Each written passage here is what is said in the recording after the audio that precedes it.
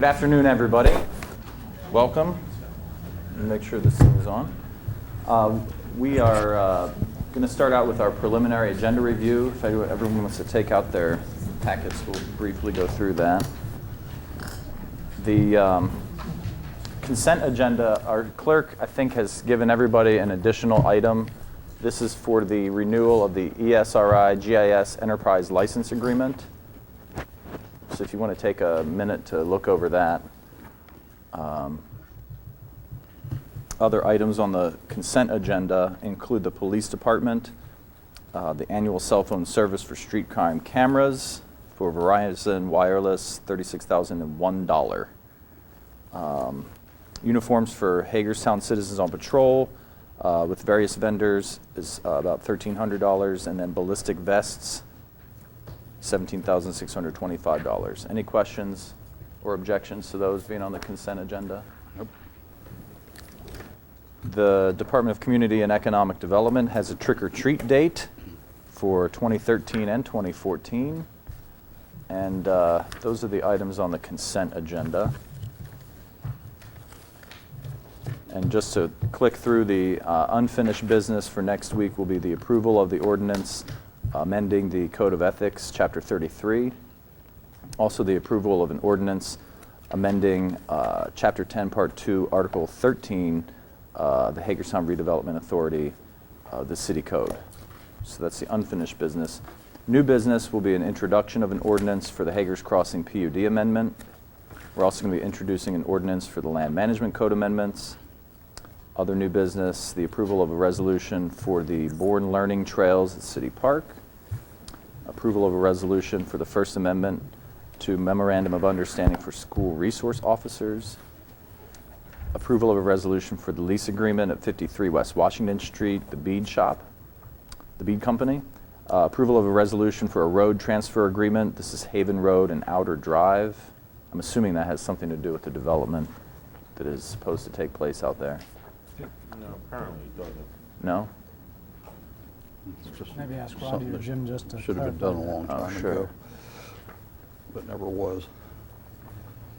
This is a section of two roads that is maintained by the county, but it's kind of in a remote. Is that the corner? Yes, it's Okay. the corner. They just Sure. paved it, and they asked us, working with the staff, they've asked us if they pave it and restore it to a good condition, would the county take it, or the city, I'm sorry, take it over for maintenance.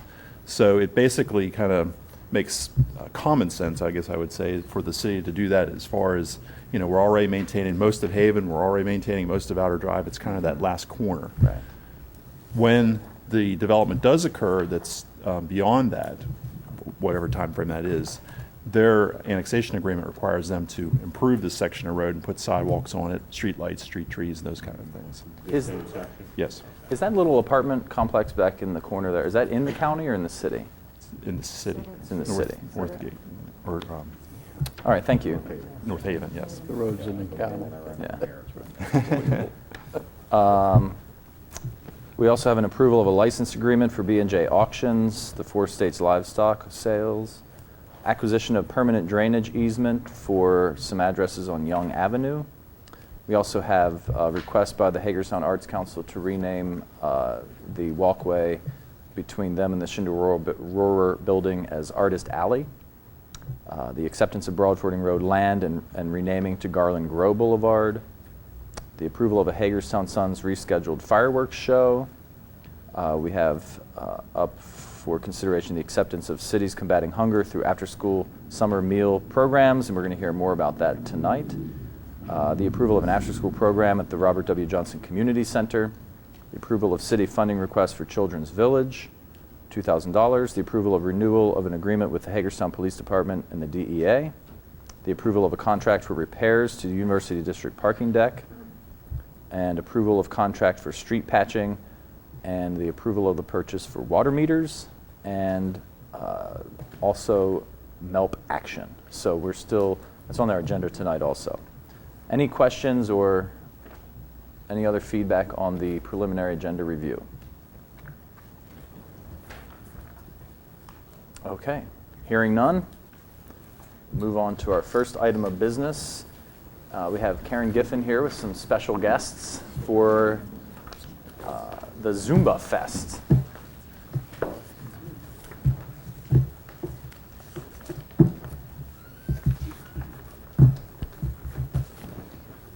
Karen, do you want to introduce our guests? I will.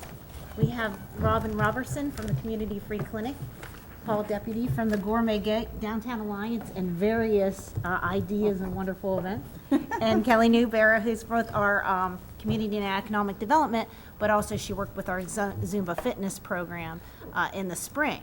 And it was successful. And what we wanted to do is play on that success and then also play on our endeavor to work with nonprofits and the Downtown Alliance and be partners to bring other events downtown. So with that, the idea sprung for a Zumba fitness party. And we would like to try one on September 13th. So we'll make your unlucky day lucky from 5:30 p.m. to 7:30 p.m. And we would like to do it in the Elizabeth Hager lot. We would like to utilize the lot and then also provide some services which we can afford through our public functions budget, so it wouldn't be asking for any contingency money, it would be already budgeted. And the Community Free Clinic would have volunteers and they would provide us with a certificate of insurance. Also, I don't know if you want to expand, but the Downtown Alliance will be partnering with us. We'll be cross-promoting businesses as well as wine down that evening. And a number of the Zumba, what is the official instructors, are actually providing their time free of charge. And we were hoping that you would agree to let us do this to bring fitness and fun to City Center. I think it sounds like a great idea. What do you guys think? I think it's a great idea. Indeed. Thank you very much. Thank you. I expect Paul to be out there. We doing do the have, Zumba. All right. getting ready, we do have posters and that ready, and we'll be selling tickets. And so hopefully we can make some funds for the Community Free Clinic and get everybody in fit shape that evening. So What do you recommend people come? How do they dress? What do they need to bring? Sneakers, shorts, light t-shirts. Water. The clinic will be selling water there, so that way that'll be something else to add to the, helping them with their any fundraising and any costs they may occur. Basically what we're doing was, we're going to charge $10 a person to do this. Zumba fans are like major. They come from all over the place. So what we decided to do is people that bought tickets ahead of time paid 10, but at the gate we'll sell them for 12. And that way then they'll have dollars left over. So that way then we can sell bottles of water. And And Keely, you had- how many instructors are donating their time? I think there's 8 now, and each instructor has a specific style.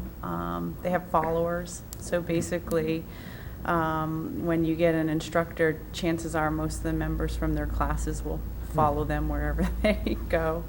And so Anita, her last name, Anita Binder. she's been really helping us out to Yeah, get there's instructors. legal issues with Zumba. It's a trademarked program, so all of our marketing material and everything we propose have had to go through legal there first for them to say yes or no. So she's worked on clearing them. She's cleared all the instructors through Zumba Legal. So from her side of things, we're good with Zumba, and everything was approved through them also. And I So she's understand the event in the spring was quite successful. How many folks did you have show up to that? It grew. I think the consistency of having it every Tuesday night, it started out, there was only a handful of people. It was Zumba and yoga. And maybe on the first rainy day, there was like 6 people. And then by the end, we had close to 30, 32 coming pretty consistently and asking, oh, is this going to be every Tuesday night through the summer? So we had it for the 8 weeks, and we were hoping maybe to look at how to get a consistent Tuesday night activity in University Plaza at some point. Sounds great. And if you Zumba from 5:30 to 7:30, presumably you would need to renew your energy.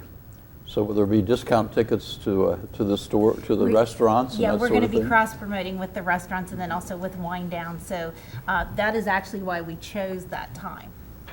Right, Okay. to see, and hopefully people stay after and dine. I know after the fitness series, we distributed some city center dollars and quite a few were used downtown at restaurants.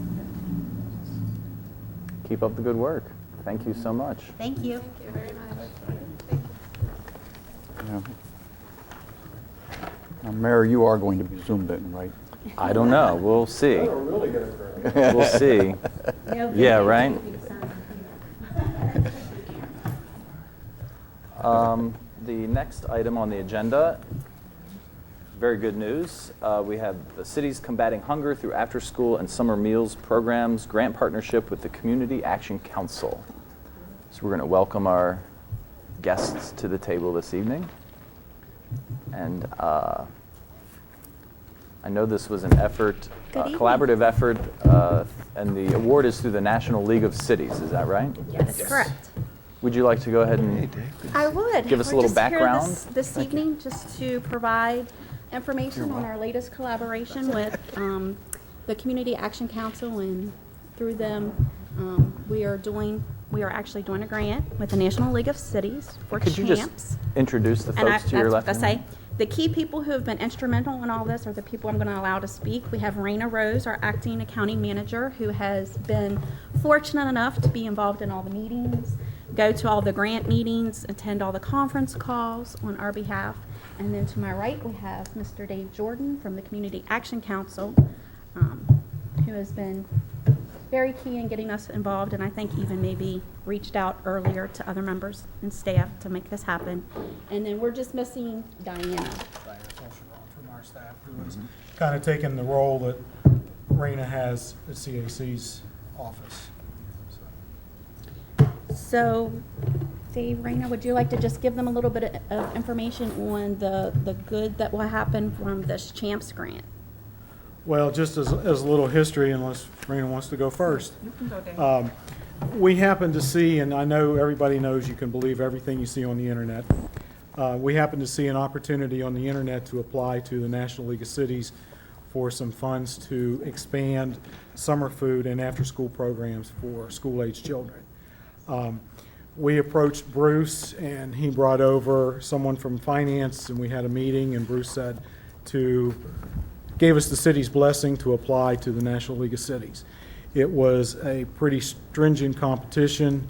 We were up against cities from all over the country. The process was, if you were selected after you submitted kind of a preliminary application, you then were asked to come to a training, which was originally supposed to be in D.C. but ended up being in Philadelphia.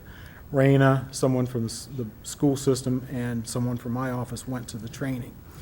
After having gone to the training, we were then in a position to submit a full application. They were invited 30 communities, 15 on the West Coast, 15 on the East Coast, to come to the training, 15 on each side of the country. After going to the training, we were then asked to submit a full-blown application, which we did.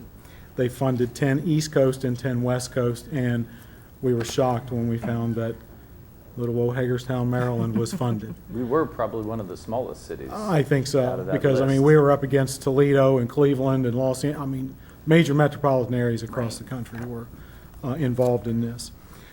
So we submitted an application, and we have been successful in receiving $45,000 from the National League of Cities in partnership with the City of Hagerstown, the Board of Education, and Community Action Council.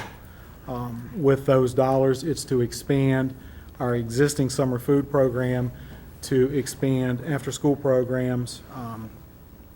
One of the things that I think is a highlight, and I've got some numbers here, we did as a pilot project this summer a program we called the Meal Machine. And with the Meal Machine, we went to Cortland Manor and Otterbein United Methodist Church at 11 and noon and served meals to any child who came to the site. The first week of the program, we served 472 meals at both of those sites combined. That first week was extremely rainy. There was really one day of decent weather, and we still served 472 meals.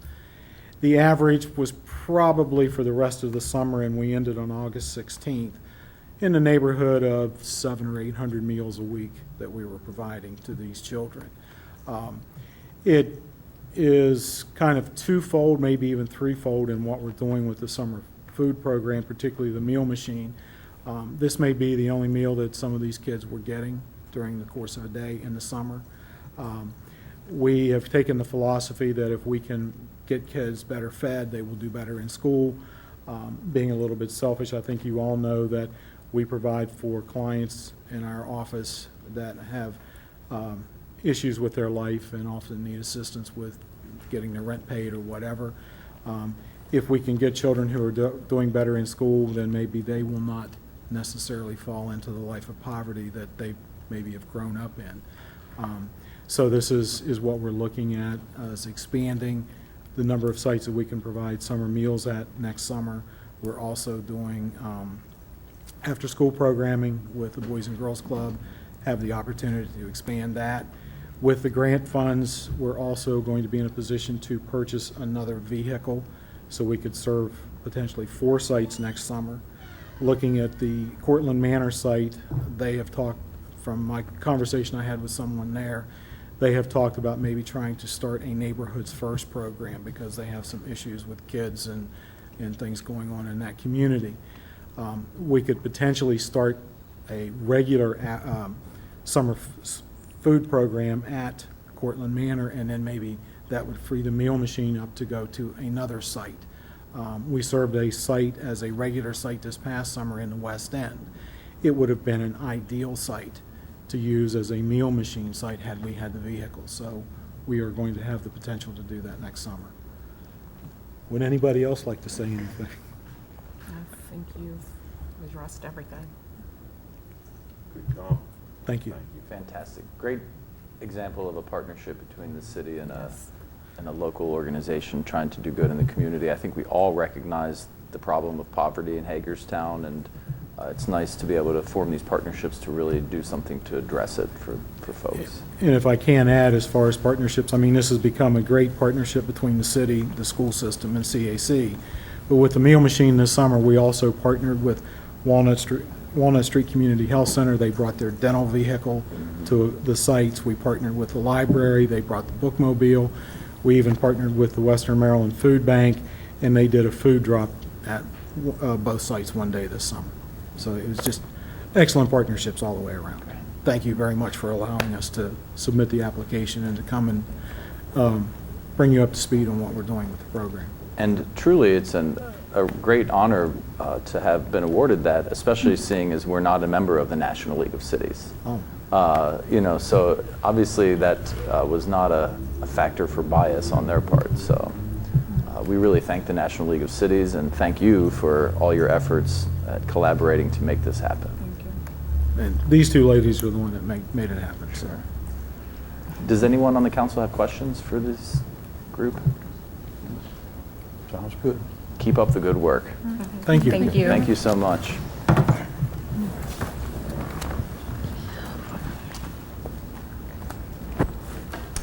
All right, the next item on our agenda is the City of Hagerstown General Fund contributions to other agencies. Ms. Hepburn is going to Good stick evening. around for this. Sure. How's everybody this evening? Good, thank you. I think just to start us off, during the whole budget process, of course, one of the discussions that we heard when we were reviewing the documents occurred when we got to the agency contributions in the general fund section, and hearing and taking note of the conversation that maybe we needed to have on any changes, what the procedure was, maybe how we wanted to change that going forwards. So really tonight I'm just here to have that discussion.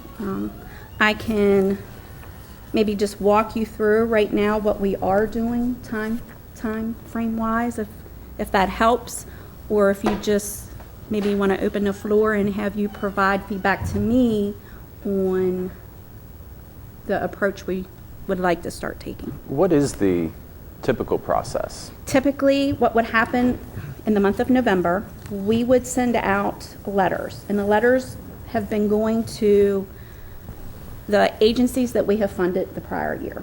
So we would send out a memo in November letting those agencies know that we were in the midst of our budget preparation, letting them know that what our fiscal year for the budget was, so giving them the time frame, and then we would give them a due date of January. So we send them a memo in November. We ask them to have documentation back to us in January. We list in the memo certain criteria, and the criteria is: 1, the organization provides a service which could be considered to be of a significant value to the objectives of a city functions, and/or 2, the organization makes a reasonable contribution to the social and cultural environment of Hagerstown. 3, the significance of the city contribution or the organization's budget and their ability to enlist financial support from other sources and from revenue for services provided. And then we require certain documentation back from them.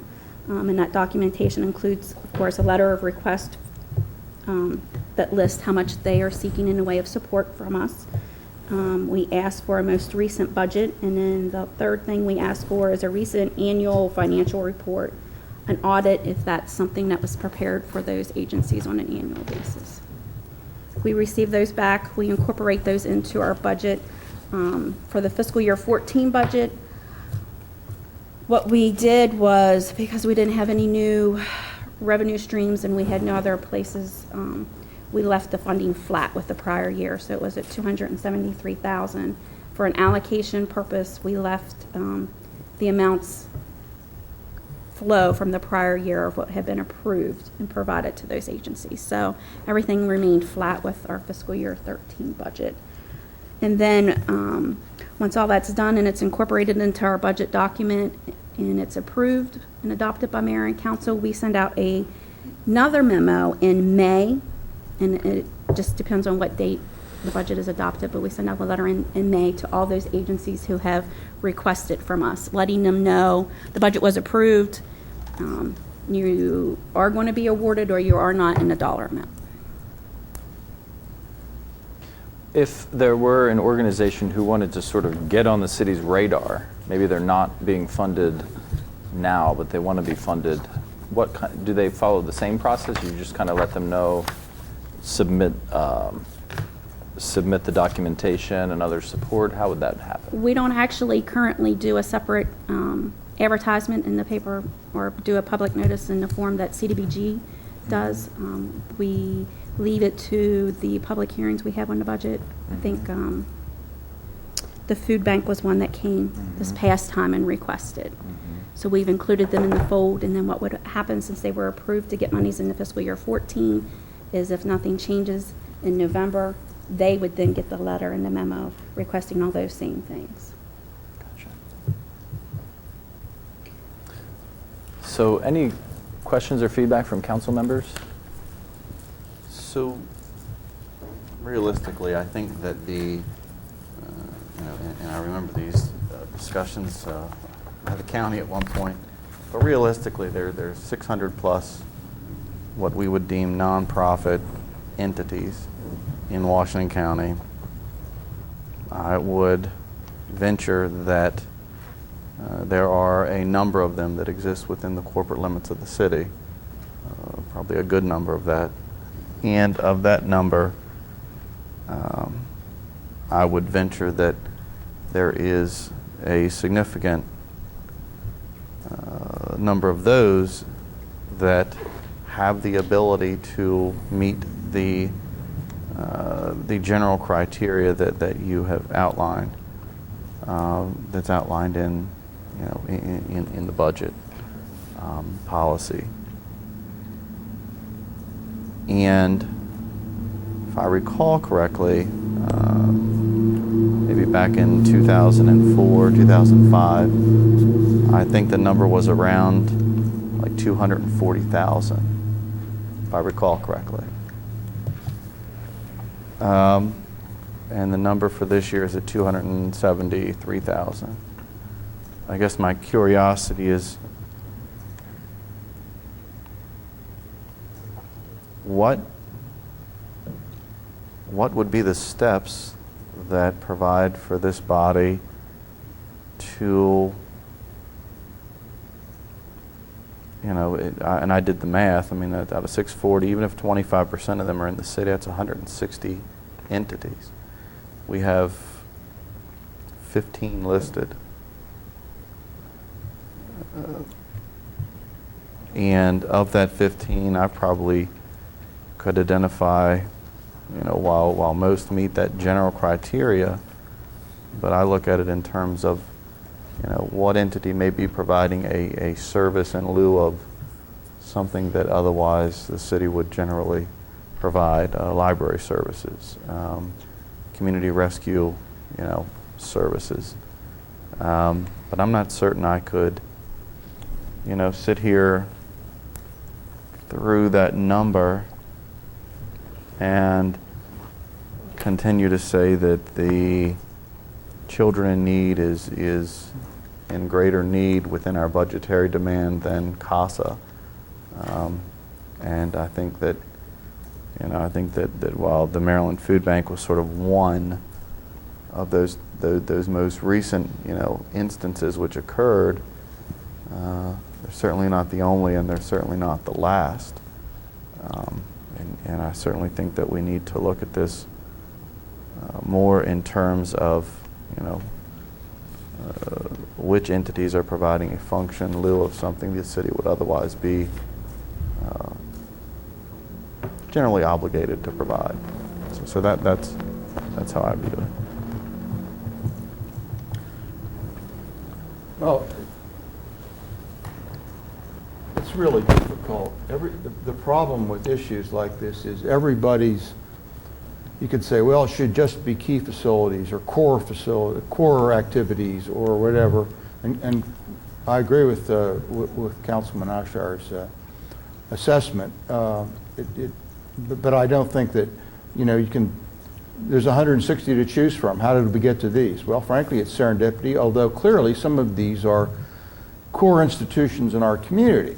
The trouble is when you start to try to differentiate among a few core institutions, and again, this is not arguing with Kristen, it's just further observation, it really becomes difficult. My experience with elected bodies over the years is, nobody has the same list, and of course if you pick top priorities, then it's, you're not doing service by very worthwhile activities that don't make the list. So I don't have a magic answer. I mean, sometimes some groups do it by assigning, a scale to everything and then publicizing that scale. But I think it just gets into a very difficult situation.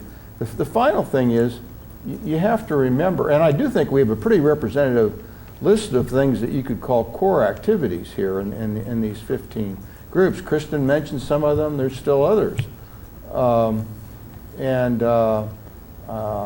would hate to not sort of get the participation in the sense of helping those institutions out by dropping them. The final thing, though, I want to say is this is less than 1% of the general fund budget. And so we can spend a lot of time on it, but, it's a matter of equity. It really isn't going to make a lot of budgetary difference. Right now. Right now, unless you're proposing to abolish them and then, or double them or something, and then we're talking about a range of between 0.5% and 1% of the general fund budget. But what you said is the way that this funding is generally received is that folks get a letter that say, hey, basically we sent you money last year. We're starting our budget. We're starting our budget. Are you expecting to make the same request again? And all I'm saying is there are at least 10 times this many that if the reaching out is going to be that you reach out and say, hey, here is the process by which we are conducting business. We're letting you know this is the process, and you are equally opportune to that process of that business being conducted. Well, I don't think we'd send a letter out saying you're equally opportune, you're you're afforded the ability to apply, which, again, it's a difficult situation to turn it all down, but right now, that's a problem we're not having. How long have we been, well, never mind. I'll let somebody else have the floor. Sorry, Marty, finish. How long more? Go ahead. No, It may be a question that I. the current process, how long have we been following this current process? Maybe Bruce is better at that than. Well, I would say it's been a number of years. I can't tell you Yeah. exactly when it Yeah. started, but for the most part, since I can recall, Right. we followed the process that Michelle outlined. And the only thing that I have knowledge of that we've changed since I've started to be involved in this is the actual follow-up letters in May, reaching back out to all the agencies who have sent us letters or sent us a request to notify them in either direction, to kind of keep those lines of communication open in the event that maybe they missed our public hearings on our budget. I'll try to be very brief. I think both of the prior council members are correct. I would add to what Councilman Brubaker said, however, myself, looking down this list, there are a couple things that I think clearly should always be funded. That is the Art Museum, because the city has a relationship that started the Art Museum where a commitment was made to fund it. I think based upon what I have seen over the years I've been on this council and the presentations we have seen, that the Washington County Free Library, which is a major component of our downtown, should continue to be funded. And I think the Hagerstown Municipal Band absolutely should always continue to be funded. And I only bring up those three because those three standing alone amount to $90,000 worth of this budget, which represents almost 40% of the less than 1% of our entire budget. So I see how this may not be the fairest way to do it, the best way to do it.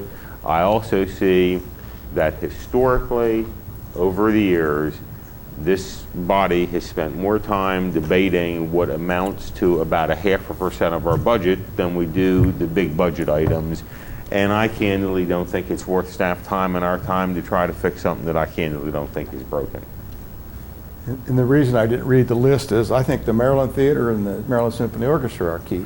I'm not disagreeing with you. That's how you get into the. But I just want some of these, like the museum, we have that almost contractual relationship Right. with, and that's why I say when you get through some of the big items, it generally you could say, well, that is something we want to absolutely fund.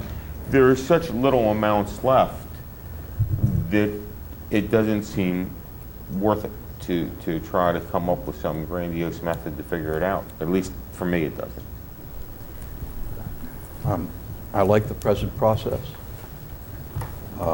We have very limited resources, and we're not likely to have many more over the next few years. And because of the way it's structured, we have limited requests. And I think that this process works. Should we start asking wider groups about their needs, then we're not going to be able to fund anything to an amount that makes any sense at all. One of the things that happened that I have to admit as I reflect back was with the Gaming Commission, and that none of us anticipated, was that when we started giving out free money from the Gaming Commission, we were in a position where we were attracting every charity in the state. And that's just what will happen here if we change this system. So, in general, I think Lou's correct in his analysis of this. Okay. Penny? When we do the whole CDBG money, all right, we also have got the nonprofits that are coming in after that piece of the pie. I don't know how many of those, because now there's going to be a committee that's going to narrow it down. But how many, because I don't remember, how many of those do we have that usually come in and apply? How many Just a apply? number. Mhm. I don't know, John, can you John, you still give here? me any idea on that? Sorry, I didn't get my head wrapped around you. Number of applications, but we find about 15 activities. Okay. Because again, you know, you have that part that's being funded, this part that's being funded. I guess And- what I'm getting the sense that there's no real sense of urgency to change the way we're doing this. The only thing I could think of is if we say, okay, we're just going to set a cap, and then, you know, whatever requests we have or however many organizations need funded, we would just have to fund within that particular cap. But I'm seeing faces shaking their heads no, that we don't even need to do that. Right, there is Okay. no cap. No. There is no cap, there is no limitation on whoever wants to come in and request funding can come in and request funding. And everybody's okay with that? The process as it is? Okay. Well, they can this- request funding, but in the recommended budget, Sure. the city administrator is entitled to recommend what he Right. wants, and, you know, we have discretion to approve or not Sure. approve the Well, amount we but want to approve. well, the reason we put this on the agenda is because this question came up during the budget process, so we just wanted to revisit it, but it sounds like we'll just leave the process the same, Wisdom comes with age. and experience. Even if it's only a few months. Well, it's just like with the food bank that came in, and Don brought that forward, because the food bank could also run through the CDBG funding as well. So it all depends, and like I Right. said, you know, now they will have a group that's going to go through it and then bring it back. Okay. It's not going to be staff any longer. Well, thank you. Thank you.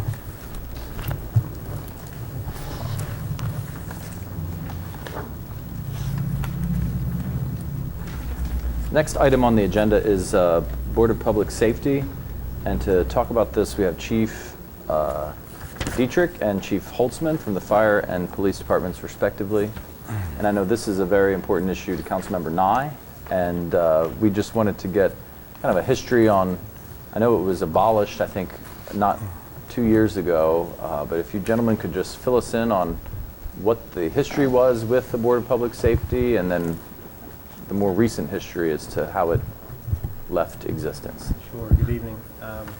It was abolished in 2011, I believe was the year, and spoke to Chief Smith about that, and of course Kid Dietrich and myself were not on the board. No, you weren't. We weren't members of that, and I talked to Chief Smith and you know, why was it abolished, and sort of the productivity of the group. I think it lost momentum and lost a bit of a direction or impact maybe the group thought it was going to have in the beginning, and it just sort of wound down to a point where it became insignificant. And we had a lot of other avenues within our department, at the police department, and I think the fire department, in which to engage the community. Chief Smith had a strong sector management program, which we've just done nothing but increase upon the sector management model, and we looked at a lot of different ways that we were, as a police department, I think, engaging with the community. And I think that Chief Smith at that time, in my discussion with him, felt that they were engaged enough within the community in that way to get the word back out to the troops. A board, some people think of a Board of Public Safety as an advisory board, and Maryland law does not allow that under the Law Enforcement Bill of Rights. So it kind of takes one big tooth out of the alligator's mouth there at that point, where you can't really sink your teeth too deep into that. The Law Enforcement Bill of Rights requires that administration, or rather complaints, be processed internally. However, as part of our accreditation, we do share that information in the raw sense. In other words, how many complaints did we receive? Were they sustained or not sustained? What were the general themes of those complaints? That part shared. The actual details of what the officer might have done or the complaint that was received, that can't be disclosed as part of that. So that sort of takes one big item off the table.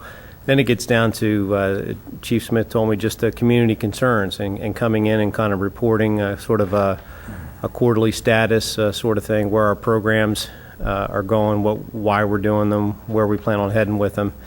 And we felt we do that quite a bit with different public talks and things that we do within the community. And then the day-to-day stuff, which really matters, I think, to the community is just the phone calls I get from council members and from the community. And emails, email's great. And so then the question becomes, well, how do we really handle those? Because that, by the time a board sits a few months later, those hot issues might not be the hot issues anymore. We might be talking about old news. So, today's world's about today. And how do we handle today's concerns, the real issues the community's having, and what's the plan for that? So I think looking with what Chief Smith had I think maybe hoped in the meeting, and it never really kind of came out of that, was that real sense of what can we do today and fix today.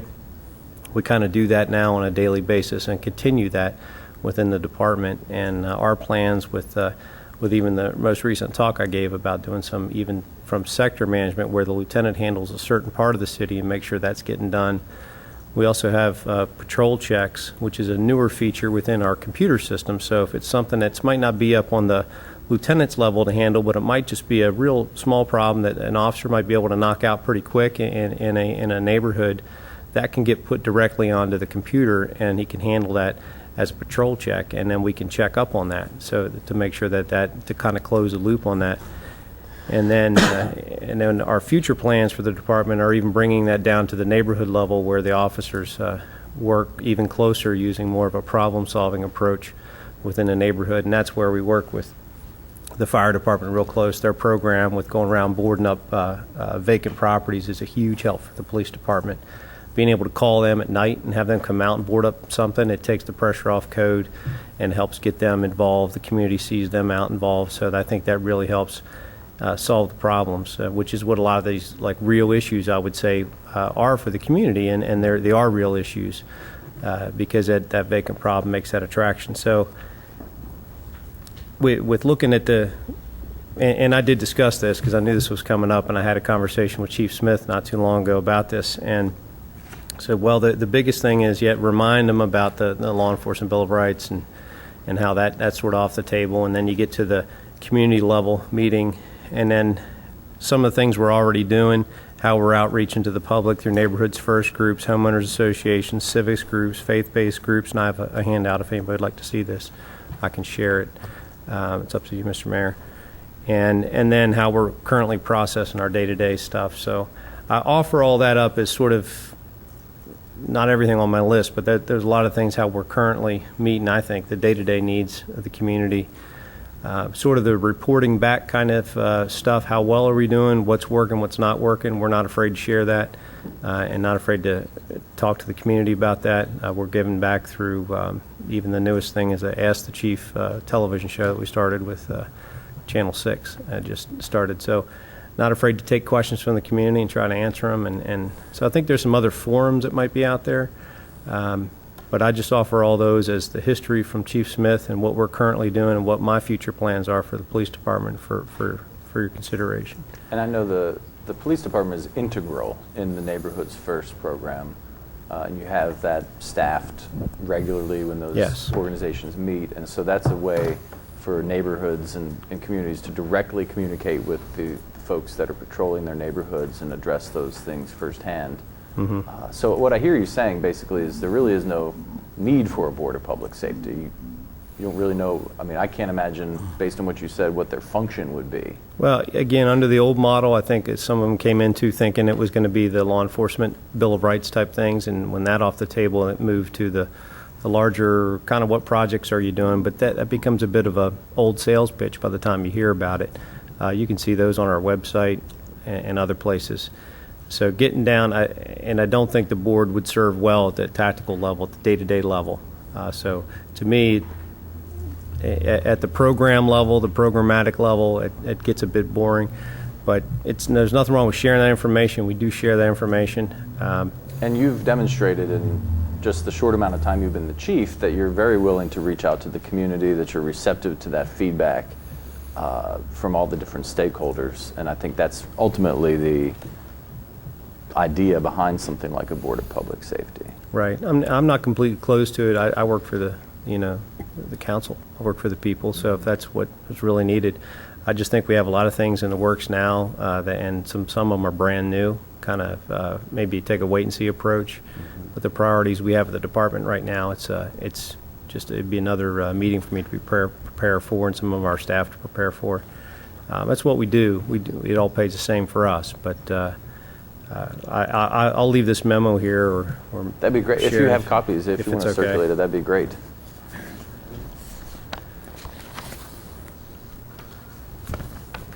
Did you have any questions? No, I just have a comment. Sure. And that's only because I did serve on the Board of Public Safety.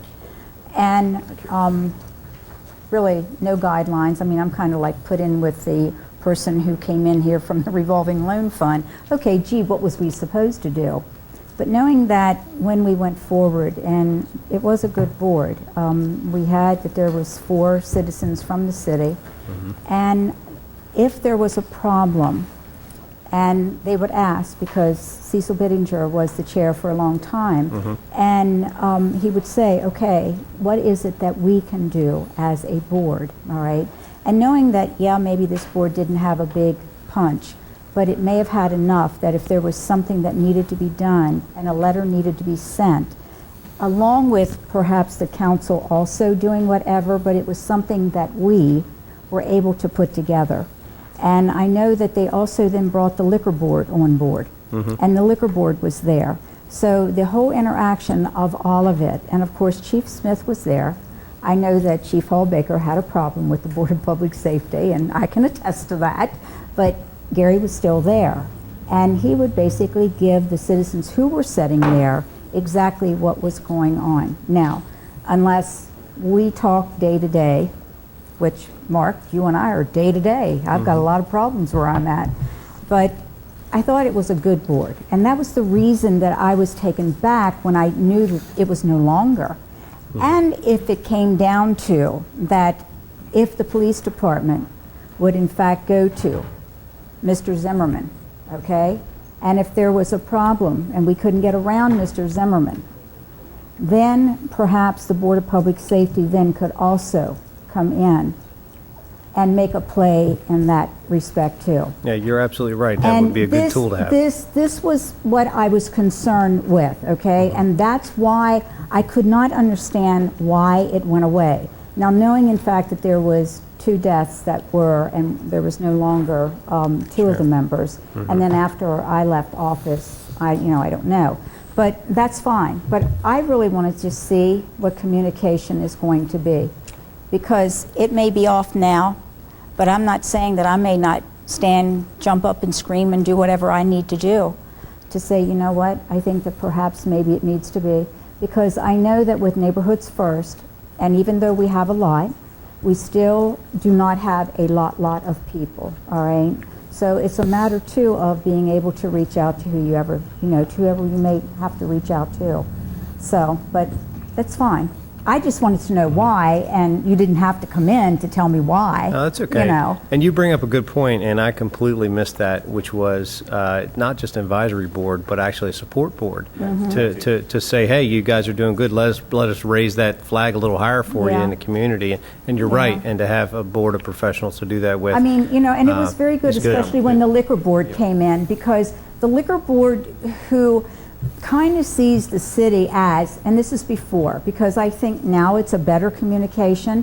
It was almost like, you know what, the city's going to be against us, and I think that once that rapport was met, that it was much better, and it just worked, and it was not a bickering board. It was, what do you think that we can do as a board to help you along? And if there was concerns from the community, it was also then given to either police or to fire.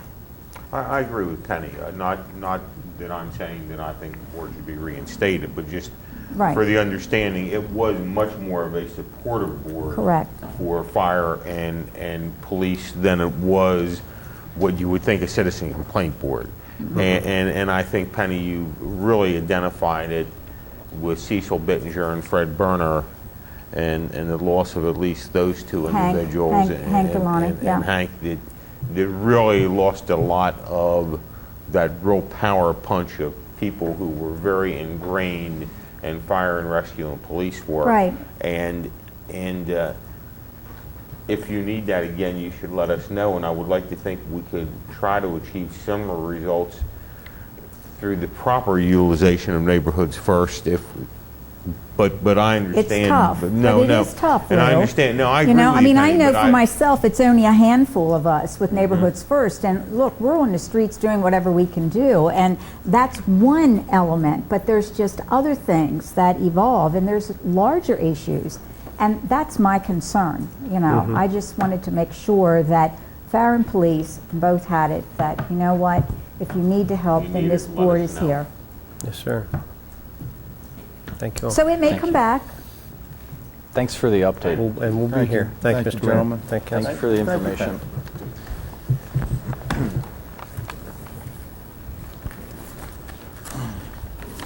Next item on the agenda is the smoke-free designation in Hagerstown Parks. City Engineer, Mr. Tissue. Can I just make one comment before my brain goes off the other side? Sure. When we pass this in the parks, can we please also put employees cannot smoke in the parks either? That would be true. I get so many phone calls about smoke-free and why is your employee out of here smoking a cigarette? Okay? Just please remember that. Yep. That's a good point. Well, and I'm all for helping our city employees who want to quit smoking because that will reduce the overall cost of everybody's health care if we can get them to do that too. So, and I do believe our human resources has a program like that. Yeah, Take it there away, is. Mr. Engineer. Well, just real quick, I understand the mayor and council have a desire to look at all the parks. Last month, we talked about just University Plaza, but all the parks, and I think there's very good reason for considering this. I put some of that in the memo here. I think there's basically two options we could go here. We could go a complete ban of smoking in the parks so that basically if you're in a park, you're not smoking. Or what some other communities have done, particularly the one I saw in Annapolis, Anne Arundel, is kind of what I outlined in the second page of the memo, where they had designated areas where you can't smoke, or the flip side of that's designated areas where you can smoke, but you couldn't smoke in areas such as in a restroom where there's spectators. Let me use the fairgrounds as an example. You know, where there people are congregating to watch a softball game or a soccer game, you couldn't smoke there. A pavilion, a playground. That gets a little bit tougher for us to try to sign and all those things, but it is an option, and other communities have gone that way, so that at least there are some places that people could, quote unquote, legally smoke in our parks. But I think it's our thinking that probably just the overall ban of smoking is probably the way to go. But we could implement either one. So, Rodney, can I ask, I wasn't quite clear, why couldn't there be, or maybe one of these two means it, but I didn't quite read them that way. If you were to have a smoking, instead of a designated smoking area, couldn't you make a small or a physical area somewhere and say smoking's only allowed there, rather than try to write all these rules for where and when? Nobody will know how to interpret them. But if you had one corner of each park, or in a large park like City Park, two corners or something. Right. I'm throwing the question out. I don't know whether I'm for it, but I'm throwing it out there. I guess you could, like at Fairgrounds Park, you could probably say, smoking's allowed over there. But in City Park, that's a little bit tougher, where, you really can't visually see through the park. It's hard to explain to somebody where the designated smoking area is. What we were thinking, I guess, if we don't want to do a complete ban, is that you would just designate certain areas as being off limits for smoking, and we would try to sign that. And it seems to me easier to say there's one area where you can smoke. And that's a possibility. The problem, as you say, with City Park, it's so multi-activity that it's hard to find that niche. And where would that be? It would be different in each park. Yeah, it'd almost have to be a dead space, and there's not that many of those. Right. Parks are pretty used, yeah. Which is great. I think there should just be a total ban. Why confuse the process? Well, I'm raising the question. No, I know. I'm just saying, why confuse it? I I was over to Fairgrounds. I had a meeting under the pavilion, and I had two guys that were smoking at the other end of the pavilion. You know, unless you put total ban, they're still gonna do it. You know. Mr. Munson? I agree with you, Penny. Non-smoking is an idea whose time has definitely come. We just solved this issue, or resolved this issue, rather, over beside the University of Maryland. Right. It's time to resolve it once and for all. In addition to that, our staff won't have to be picking up so many cigarette butts all the time in the parks. So it's time to move forward with this idea. Now, if we do something like implement a ban, are we going to put like the butt out things so that people can actually throw their cigarettes away before they come into a park? I mean, because otherwise people will get to the park and they'll just throw their cigarette on the ground because They will. they may not have a place to What are they appropriately. doing now with their cigarettes? I mean, if Yeah, I don't know. now Do we? they're on the ground. Well, do we have those in parks now? I don't. Right. But I think Dave is saying put it Not that under I a know of. sign that says no smoking, or, you know, Right. and And every- have a receptacle underneath it. Every park's different too. You know, it might work well for a small urban park like Margaret Grenewalt Park. You'd have those, but maybe a bigger park, I don't know. But You can figure it out. yeah. Well, hopefully, we would appeal to people to be personally responsible. Well, you got Littering poop is scoopers. littering, You got and, poop scoopers. yeah. Okay, they're up there. So put a pot up there. Yeah, we can do that. So we have two people for an outright ban. Mr. Metzner's good for it. Everybody's good for the overall ban. Mr. Alshire, you look like you want to say something. Does this include other venues that the city owns, which I guess you could call public parks, but they're more amenity areas, the swimming pool, the stadium, the golf course? Would this include those locations? It would. That's what we were thinking as staff anyhow, if that's what you want. I think that you will certainly run into some level of opposition at places like the stadium or the golf course. I mean, does that mean you go out to play around the golf and you can't have a cigar? And That's true. I'm just curious about that. I had not anticipated it would include the golf course, and I would like to know what stadiums do in general. I would like to hear that. Smoke at the stadium. I don't thought they might think- have already banned smoking at think the so. stadium. I believe we did. Yeah. I've never seen smoking at the stadium. Okay. All right. I don't know that I I didn't would know they need. were smoking at Eh, the swimming pool. Well, and also, Been too long. the golf course presents to me an entirely different picture. The golf course is where there's small groups of people, Well, they're long paying to- distances apart, and they're almost all adults. When they're paying to play golf there, it's Yeah, not like a public And park. they're where usually you not just- smoking the cigars, they're chewing them. Yeah, I see the golf course as a different thing myself. Okay. Would that? I mean, it's technically not a park. It's sort of its own enterprise fund, is it not? It's I guess technically, that's true. so maybe that wouldn't necessarily Yeah, we fall wouldn't under have to include the that one. ordinance. Do you have any questions? Do you have a pretty clear direction then? It sounds like there's a I pretty think clear so. majority for a ban. I've And reached out to the health department. They have a whole program that's, this would run in concert with. They would try to help us maybe on the educate the signs public. that It's a say, culture change. what we're Yeah, talking exactly. about It here. is a culture change, Yeah. and old habits die hard. But if we can point people to where they can get help on the signs, like, you know, if you want to learn or get help stopping smoking, here's the number to call the health department. Maybe we can add that to the sign that bans the smoking. Yeah, I think they would be very welcome to us helping fight the overall problem in the community.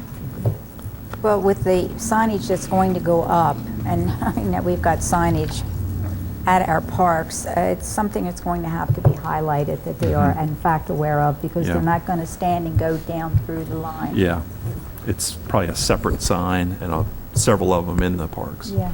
So, just so I'm clear, the golf course would be not included. And the stadium, if it currently allows smoking, which I believe it does. Two smoking areas, two designated And, smoking areas. the I just beer got garden, I believe, has information that one. came. Okay, I don't have Jim. problems with designated smoking area. Yeah, it's to my first And question. there you can do it. That's an example of an arena that you can do it. If that's the way it is now, I wouldn't oppose keeping it that way. And again, I mean, I think there's a difference between when people pay to get admission to go into somewhere. I mean, that's a little different than just a park where anybody can. Well, I also think there's a very valid point of the difficulty in creating smoking areas in a place like the city park. That's the reason I wouldn't agree with it, is because it's so difficult to do. But I have no problems doing it in an area like the ballpark where you can do that. And the pool is included as well in the ban? Yes, I think so. Yeah, I would think so, Pool yeah. included, yeah. Penny said. So there's two Especially areas. with, It's hard to smoke in the water. well, you know, I People mean, walking around in bare feet and. well, there's so many kids that are Children, there. Mhm, right, that's primarily.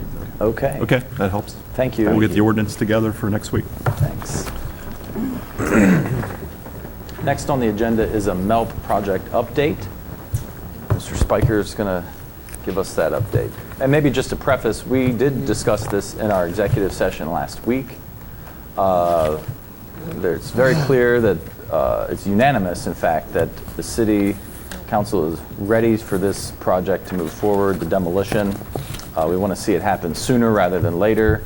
There is an offer on the table to the owner of the MELP facility from the city. I know there have been negotiations between the owner of this facility and some private contractors that have really gone nowhere. And so the city is at the point where we would like to take action, and I'll let Mr. Spiker take it from there. As I look through my notes, your synopsis has been right on. We've been working approximately 28 months, numerous iterations, working with the legal counsel for the owner and with other contractors who he's brought on board, engineering groups and consultants, and have not been able to consummate a deal. The previous body did commit up to $1 million in contingency and funds to assist with the project, hence the reason that we're involved in reviewing any contracts for a large contribution of that nature. Mr. Erner and I spoke on August 14th per our discussion in executive session. If the council will vote, I believe. Closer, Mike. Yes, sir, sorry. That's it. I believe that the council then will vote on the next regular session on the 27th, which will allow legal counsel and staff to move forward with the eminent domain process and also to continue negotiations with the owner on the outright purchase of the facility by the city of Hagerstown. Thank you for the That is update. correct. And we have heard nothing in response to We have not heard offer any that we made last from our week. initial offer. When Mr. Erner and I spoke with them, we requested to at least receive a response by the 27th, is what we had hoped for. And at that point in time, legal counsel for the owner said they have to have some discussions internally on that, and we were hopeful that we would see some type of return for our information request. Any questions, comments? Mr. Brubaker, do you have one? You leaned forward as if you had something to say, so that's why I called on you. Well, there's a lot to say. I think that we need to just be careful to be sure as we proceed to protect the city's interests, but I think it's time to try to leverage this, and I think that the current process is not working and has proved itself not to be viable, and the cost escalates without any commensurate advantages. But I do think that we're easily getting into a lot of money, a lot of responsibility, and so we need to be careful to think through where we're going here. I think we're easily getting up to, well, we could rack up significant liabilities before we're through with this. On the other hand, given this current process, nothing is done, and those liabilities are racking up anyhow. So that's what's persuading me. I just think, Mayor, that this is a clear statement to a lot of citizens who don't understand the reason the MELP is still there is because we do not own it, and therefore we cannot do anything but try, which we have done, has been indicated for over 2 years now. I am not aware, historically of the last time, if ever, that the city is proceeded with eminent domain for any reasons. And I know many of us have spoken in the past that couldn't conceive of doing it. This is an example, however, of where such an action would be appropriate, with the hope that we would never end up in a courtroom over it, with the hope that we will still be able to negotiate some type of agreement. But it's got to be clear that we cannot commit funds of $1 million or more to a project like this without being in control of it. I mean, it's just impossible for the city to tell somebody, you go out and you do it any way you want to do it, and we'll give you $1 million for it. That's not the way things work, and I look forward to continued negotiations. But after 2 years of negotiations, it's time to fish or cut bait with this and other things, and I would commend everybody for our actions that we're about to take. Mr. Munson. I would remind the people, the citizens of Hagerstown, and I want to reiterate what Lou just said. We do not own it. There's a private party that owns it, and that private party has to make the decision to allow us or allow somebody to tear it down. And if the private party wants to stop the condemnation process, then the private party has got to step up and get the appropriate demolition permit and start on the process, start tearing it down. And I would hope that that would happen a lot sooner than later. Thank you. Mr. Alshire. Sure. I know that there has been some discussion on this, the city bears an unknown potential for responsibility in moving in this direction. And there has been this figure of $1 million thrown out on a number of occasions. And even this clear fact that we don't own the property, the structure, the facilities associated with it. But the reality is, at the end of the day, we built it. We operated it for decades, and much like many other types of enterprise funded structures, there are costs associated with things like post-closure that you hear when you hear about energy-related facilities or landfills or things like that. And to me, I have continued to look at this as almost like a post-closure responsibility.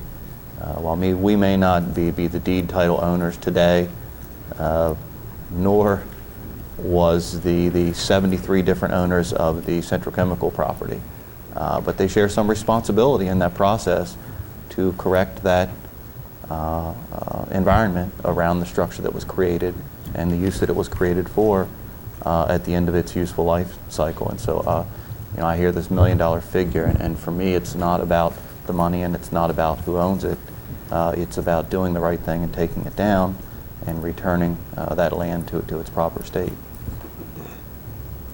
One more time. Yes, sir. Kristen's absolutely right. Well said, Kristen. Fact is, it's not going to be torn down for $1 million, and everybody in this room knows it. No. There's so many environmental issues that it's impossible for that kind of money.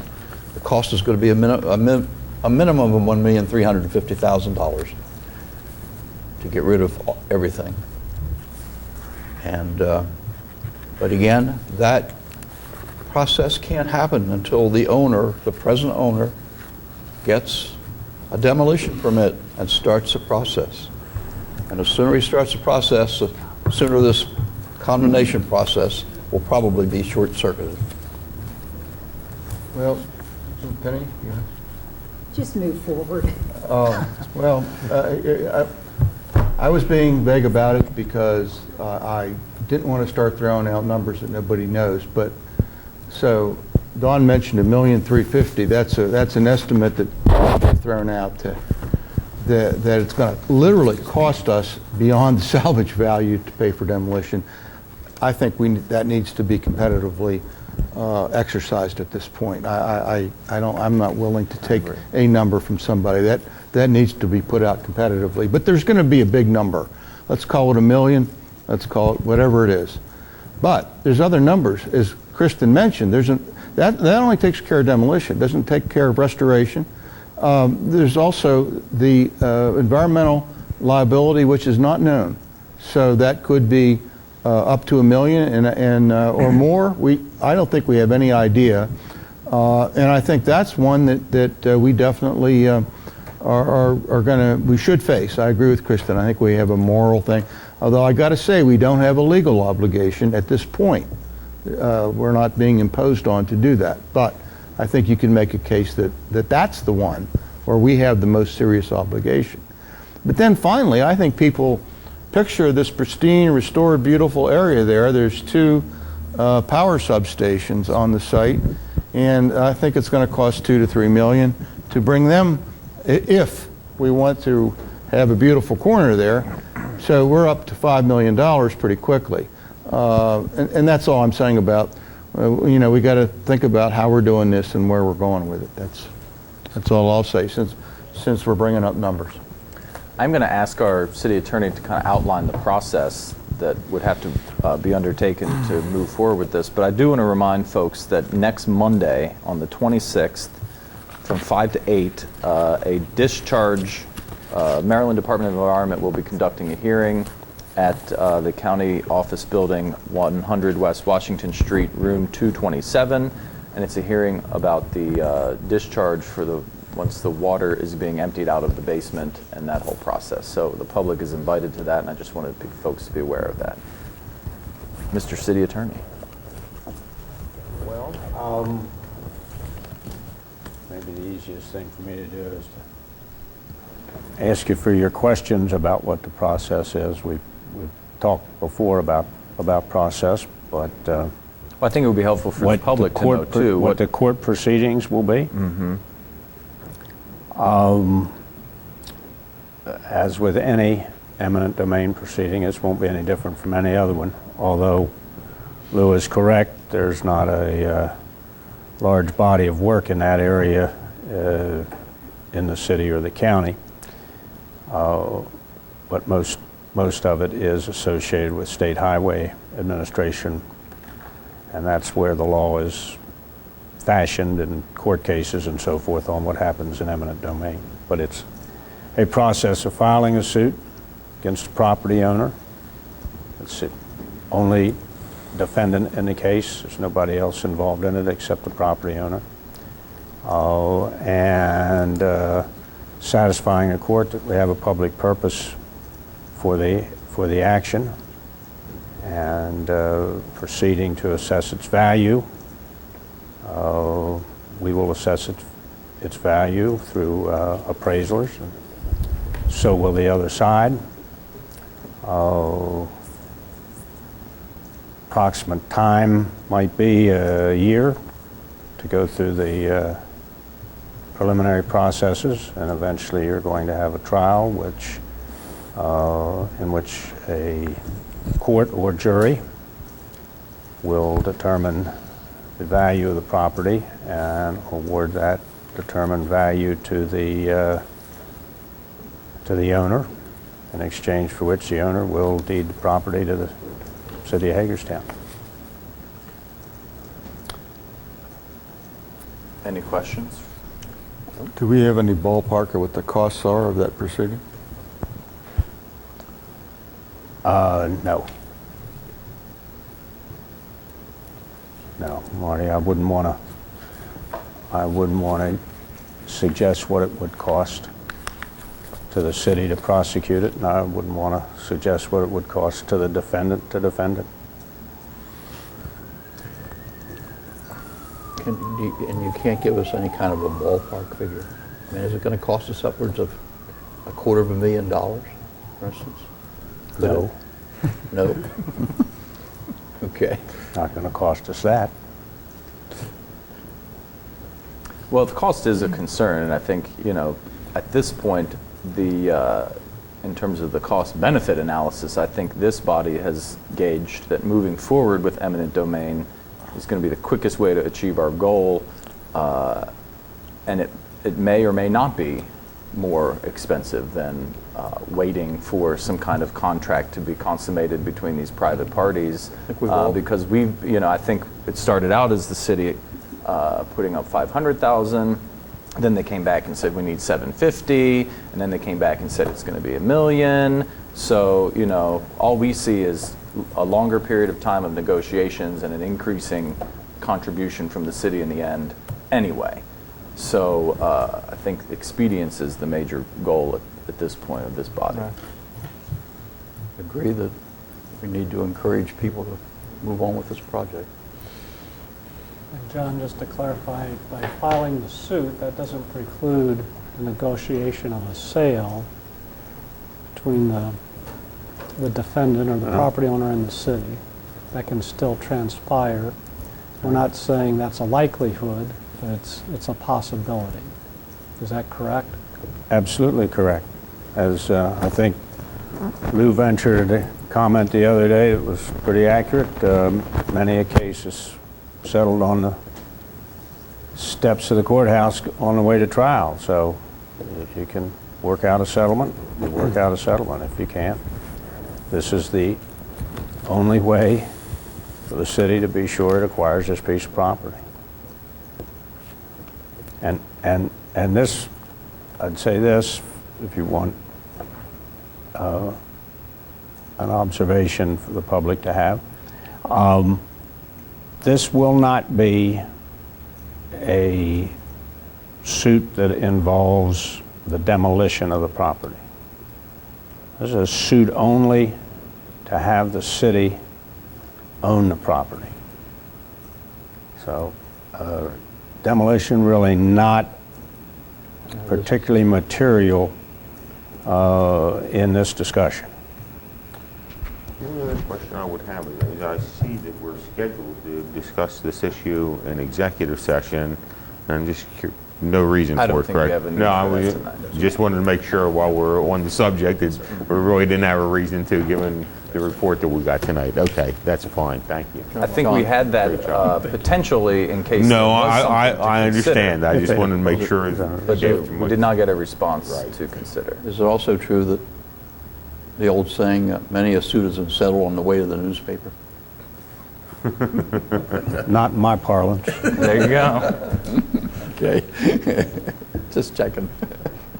Any other questions for these folks while we have them here at the table? Thank you. Yes, So sir. next Tuesday, we'll have a motion for formal action of the mayor and council on this.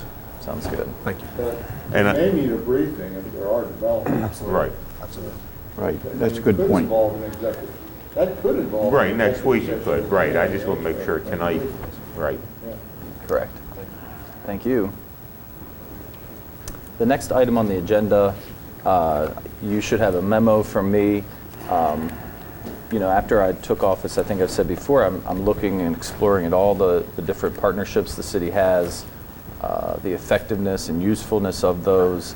HNDP is one of those areas of interest for me, and it has been almost 10 years since the official creation of HNDP, and so I was looking forward to going to the board meeting of HNDP tomorrow, but they've canceled the meeting, so I'll be going there in September to discuss more with the board what we're looking for in this report. But basically, we would like them to come in January, which will be the official 10-year anniversary, to give us an update on their operations and their mission. So this is merely on the agenda for purposes of informing you of my intent to have that come on the agenda in the future. Any questions about the material that was sent along with the memo? No, the only question I have, and I have to go back with this, so Bruce, you're going to have to help me. Because I sat on the home store board, that was a long time ago, and I just don't remember when it went from home store to HNDP. When Pat McMillan took a position in another Kristen's telling me organization. 2005, but and I'm just not, I'm not remembering that, because who was it that endorsed this from the city? I mean, how did we get to that part of it? Well, initially, the home store was set up prior to HNDP. Right. In the 90s, by the mayor and council. They established the home store to focus on a program to promote home ownership, assist people with the purchase of housing, Right. if you recall that. Yeah, because I went on that because Pat George McMillan- Andrave had asked me, would I be a member Right. of that? And then Right. after that, it was like, okay, I've lost the whole concept here. Right, our CD department was instrumental in setting it up, coordinating with Pat McMillan. And then when Pat left, we looked for other opportunities for overseeing the program. HNDP existed at that point. The city had, subsequent to the establishment of the home store, the city established HNDP. You'll recall that was done in late 2003. Yeah, I guess it's When- just that I always refer to it still as the home store, so I never put the letters in. So the operations were in effect merged under Sharon Disk and the HNDP operation. All right. So it was the approval then of council, because I don't remember that. I can't tell you the exact year that happened. Okay, but no, it's we fine. discussed I it with just- mayor and council, so they agreed that that seemed to be a good approach. It was Okay. trying to make the best use of the existing staff. Okay. All right, thanks. Any other questions or comments on that? I'm sorry, so they're going to be coming in to present the 10-year thing when? January. We're looking at January. Okay. All right. Next item on the agenda is the stadium. And I know everybody is just highly anticipating this discussion, the viewing members of the public. I do want to start out by making a few comments about this. And actually, the first part of what I'm going to say is somewhat related, but I think there's been a lot of misinformation about what we as a body are or are not doing when it comes to downtown and when it comes to what we have planned. So a lot has been said about SORA. So I'm going to address that for a moment, because it's been said that we have run SORA out of town. And I just want to be clear that nothing could be farther from the truth. During our April 23rd work session, the city received an unsolicited proposal from DMW and SORA to prepare a downtown redevelopment master plan. The proposal included a project cost of $1,017,500 and a 12-month timeline for completion of the plan. And while we appreciate the interest and efforts of DMW and SORA in working with the city, this mayor and council have respectfully declined to enter into this $1 million 12-month planning contract. We had discussions right after the April meeting and into May with our legal team. It's important to note that the city currently operates with a number of plans with a focus on downtown, and we've talked about this before. It includes the 2012 Sustainable Community Plan, the 2012 Downtown Parking Master Plan, the 2011 Arts and Entertainment District Plan, and the 2008 Comprehensive Plan. We believe these lessen the need for a master planning project as was proposed by DMW and SORA. We are also bound by the city charter and code of ethics that do not allow for the delegation of legislative powers. And this was a big issue that was brought to our attention by our legal team when it came to this idea of coming up with a master developer agreement. So basically, they were asking us to enter into an exclusive agreement with them in order to carry out this project for planning. It's our decision to continue the project-based approach to downtown revitalization that we've used so far in office, instead of devoting extensive time and public funds for additional planning. Since taking office, this mayor and council have approved a number of actions during our meetings that focus on revitalization of downtown buildings and support downtown business. We're confident that our prior actions will benefit downtown, and we wish to build on this action-oriented approach. So we want to encourage DMW, SORA, any private developer to move forward with implementation of projects identified as catalysts in any master planning proposal to the city. These projects are permitted and they're encouraged in our existing plans, and there are no regulatory barriers to such projects. In regards to the P3 or public-private partnership component of the SORA proposal, the mayor and council consulted with our city attorneys, and they advised us that there are clear legal impediments to Hagerstown adopting a contractual structure as outlined by what the SORA group was proposing. So the cost, the project timeline, the contract structure was not justifiable. In my view, and I think this was shared by many on the council, there was really nothing that kept this private corporation, this development company, to come in and carry out projects. I think the $1 million cost, which obviously had benefits to those involved in this process, did not really give us any deliverables. We didn't have anything to show for it but more plans. So that leads me to the discussion on the stadium, because I really do think that this council has a vision. I think it's a shared vision that many, many community members have as well, which again focuses on the revitalization of downtown. We came into office almost 9 months ago now, and I think that from the very beginning, all five council members support the idea of keeping baseball in Hagerstown. And I do believe that there is general consensus that a stadium project would be a catalyst regardless of what location we put it in. And I know that we're going to have further discussion about that. I want people to know that personally I, as the mayor of this town, am committed to making a deal happen to keep baseball in Hagerstown. To me, I look at it from a 30,000-foot view, that this is a major investment with public and private funds that will undoubtedly spur job creation and hopefully increase private investment in the surrounding areas, again, regardless of where it would be located.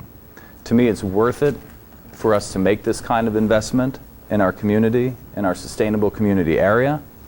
And to me, it's about where else can you gather 4,000 people in one place for a common purpose. And truly, that is what a stadium is.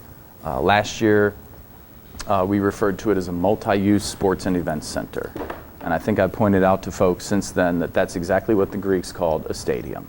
So we can call it whatever it is, but ultimately, this should be a project that unites our community and not a project that divides it. So I'm committed to making this project succeed. Despite whatever is written about the action or inaction of this council, I want folks to know that the staff especially has put their heart and soul into not just the stadium project, but into all kinds of endeavors that are going to continue to bring about the revitalization of downtown. Certainly when we took office, there was a different direction. We wanted to expand the scope of the areas under consideration for this project. But I think it's very important that we realize, and I'm going to say it again, I don't think that last year's election was about the stadium. It was more about the process and the trust that people had in the government. And I think this is our leadership moment as a body to make a decision to take bold action that will change the game, really, when it comes to downtown revitalization. There are a lot of outstanding questions that have to be resolved, one of which is the location of the stadium. Another very big question is how we finance it. The formula all along has been to have a third local money, a third state money. But the crucial piece in this, especially in obtaining the state money, is to have a third of the project covered by the private investment. Now, Bruce Quinn, to his credit, has increased since last year the amount that he's willing to put up front. And so his total contribution to this project, including at least under the last proposal that we have on the table, would have been a $6 million contribution. That leaves a gap for financing. And we strongly appeal to the private sector to help us close that gap. We are willing to entertain any creative idea as to how to make this happen. But I think what we want to do tonight in our discussion is try to stay focused on how we can have this project bring our community together and not divide it. I know it's an emotional issue at many levels for a lot of people. A project of this magnitude requires support from the entire community, and I'm looking for a good, robust discussion on especially those two topics regarding the location and how we finance it. Now, I will like to say I have spoken with Bruce Quinn as just as often as twice already today. So, you know, the conversations continue. He obviously is looking for a home in somewhere other than Hagerstown, but the door is not closed on the opportunity for us, and so I want everyone to recognize that as we enter into this discussion. I would like to hear the perspective of council members who were on the previous council, because I know you guys have been in this discussion for a lot longer, and so maybe we'll start at the end of the table and then kind of work our way around on this issue. Please, Well, Mr. Brubaker. Okay. Also, as the most boring council member, it's good to start. Well, I would never say that. But yes, and if we go back for the whole year and a half that this has been under discussion, we could be here a long time. I'll try to summarize where I still stand on this facility. I prefer to call it Hagerstown Community Stadium. I think that encompasses the use, but yes, a stadium is what everybody calls it, but I think it needs to be a community stadium. And I think that's part of my two-part things about what this needs to be. It needs to be a multi-purpose stadium. It needs to be two things to best serve Hagerstown, Washington County, and the tri-state area. That's really the market. Hagerstown, Washington County, and the tri-state area. And when we have a hot Nationals rookie, the Washington area. My first point is there needs to be that true community stadium built and scheduled for a wide variety of attractions, even for different uses or attractions within a given event, multi-use inside the stadium, therefore appealing to folks from families through hardcore fans to the business night out to other activities besides baseball. The stadium needs to be enticing enough from the get-go to become a regional destination. 2, I still continue and have always continued it needs to be located in downtown, where synergy from attendees will not only provide immediate spin-off to nearby businesses, but hopefully create the atmosphere and confidence for renewed private investment in the surrounding downtown area. The potential for value added, call it payback if you will, over the long range, adds a dimension that I don't think is available at the East End locations. These 2 points have been my consistent position over the past year. However, always with the caveat that many have preferred not to notice. The project must be financially feasible. Obviously, financial considerations extend from raising the initial investment capital to a lease operating over many years with any baseball operation that would be the major user of the facility, not exclusive, major. 1, capital, land, and planning and construction are going to reach $30 million plus or minus. So we see that in other communities. This hasn't been worked on for a while, so I think the staff could come up with estimates, but it's going to cost very close to the same amounts in different locations unless you diminish the quality of the facility. The city and county have pledged $400,000 each per year. That yields between 11 or 12 million in capital for construction of the stadium.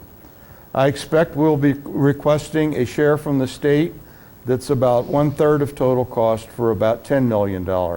Again, I do not know what the total cost will be. That depends on factors that would have to be decided if we move forward. The state would like to see about 1/3 from the private sector. That includes baseball and other community sources. That could be a lot of different things needed to provide the remainder.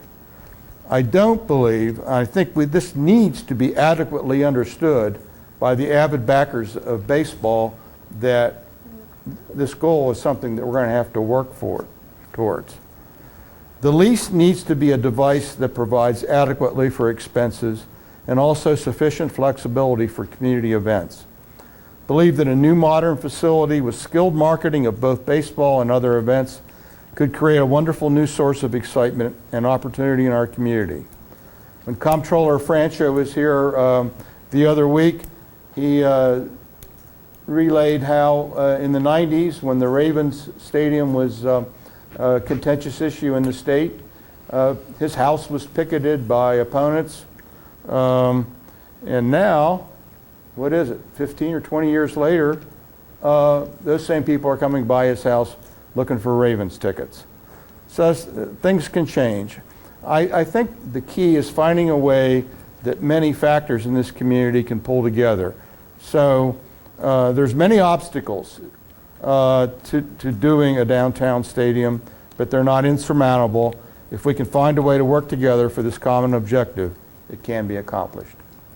And one of the points thank you for that. And one of the points that I've failed to mention is that, we haven't taken the 8 months that we've been in office to just sit on our thumbs. I think each and every one of us has continued to receive feedback from voters, from the business community, and so it has been an education, at least for those of us who are new to this council, to catch up with what the issues are and to continue to explore the concerns of the neighbors in the various locations and to consider all the other factors that go into this. But I do think that one of the things we have to be committed to is to continuously engage the residents and the neighbors in the surrounding community. Mr. Metzner. Thank you, Mayor. First of all, I can hopefully make my presentation a little shorter than Councilmember Brubaker's because I can say ditto to everything he said and I don't have to repeat it. I do want to preface this all, though, with making clear that this isn't a reaction to Fredericksburg, this isn't a reaction to Winchester, this is nothing new. And there's a reason there's not a stadium in Winchester, and there's a reason there's not a stadium in Fredericksburg. It's known as between $30 and $40 million.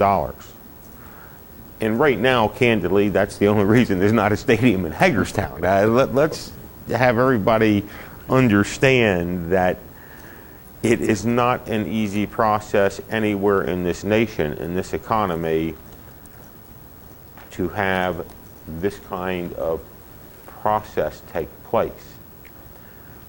I'm going to sort of start at the end because I've said it before and I'm going to say it again. I anticipate that we're all going to end up with a 5-year lease in Municipal Stadium with the Suns because they're running out of time too. Believe me, they're running out of time because I think right now, today, from everything that I know about the over a year that we've been doing this, that if somebody said today we're good to go, there would be no stadium for the 2015 season. And our lease ends with the Suns after the 2014 season. And certainly we don't anticipate a year-to-year lease anymore, more like an RFP to who would be staying there for a long term if this couldn't be worked out. Now, having said the negatives, let's go to the positive. The positive is that you're correct, Mayor. There is a desire, as I understand it, and always has been, to keep the Suns here. So the question that was raised in this administration was location. I would say that there are a lot of reasons for the downtown site, but you don't have to go further than the very first reason. The reason that Councilmember Brubaker mentioned and I will mention is the big roadblock here is funding. We have a roadblock for funding right now, a shortfall with the commitment of the city, the commitment of the county, and the anticipated commitment of the state. If you go to a site other than downtown, you can, in my opinion, from what I can gather, forget funding from the county and forget funding from the state, which means you've taken a difficult situation into an entirely impossible situation. Therefore, there really is only one site that would be viable outside a municipal stadium, which the Suns have made it clear they won't play in. So I've got to always reiterate that because everybody wants to know why. And so I would agree that the only viable site for a new stadium is a downtown site. And I think it has been difficult to generate the private interest. It's been difficult to generate a lot of interest when nobody knows what we are going to do. And most importantly, are you really going to do this, and what is the site that you're going to select? So I would indicate that what we need to do tonight is publicly announce, yes, we do have a site. It is the downtown site. I would believe that as soon as that's done, that we as a council should be doing what Fredericksburg is apparently doing now, meeting with Mr. Quinn, as city government through its elected officials have done multiple times. While this administration may not have, to believe that this administration, the staff and the prior administration did on multiple occasions would be incorrect. As a matter of fact, assuming that we can get tonight where I anticipate we will for a site selection, I would say, in the words of the great baseball man Yogi, that it's deja vu all over again. You just put the name Fredericksburg for the name Winchester, and we're right where we were a year ago with the site that was selected, trying to get a reasonable lease agreement and trying to bridge the funding gap. So we've already done all the homework, but let there be no misunderstanding. That was a bridge that we had not been able to build and cross in the last administration, the lease agreement and the financing. And I believe that there has to be some type of commitment of interest from the Suns generated to us to go out and seek private funding. Who's going to say, I'll start throwing in money when we can't get the Hagerstown Suns to say anything except they got a great offer for Fredericksburg? And let there be no misunderstanding as it relates to both Fredericksburg and Winchester. This theory that these communities are out courting the Hagerstown Suns could not be further from the truth. The Hagerstown Suns generate the publicity by courting those communities. So there's a far cry from saying that these communities are dying to spend the kind of money that needs to be spent or having raised those funds. So I would urge us to publicly announce a site selection tonight, then seek a meeting with the Hagerstown Suns and Mr. Quinn with this council in an executive session as soon as possible, and hopefully be able to make an announcement at the very least that Hagerstown is as viable an alternative for the Suns as Fredericksburg is, and start moving towards the realization of either a new stadium or the realization with Mr. Quinn, what are you going to do when Fredericksburg bails from you and you haven't signed an agreement with Hagerstown? Because that needs to be looked at. We need to look at our future with baseball. And if it's not going to be with the Hagerstown Suns, we got a stadium and we should be putting out RFPs for the 2015 season. But not until certainly we make the concerted effort for a downtown stadium with the Hagerstown Suns. Thank you, and I think what would be good now is to hear from new council members, now that we've considered other sites. I do want to agree with Councilmember Brubaker, by the way. He is the most boring member. Arguable. Is that a title you would like to have? Oh, well, he asked for it. Who would like to speak next? Mr. Munson.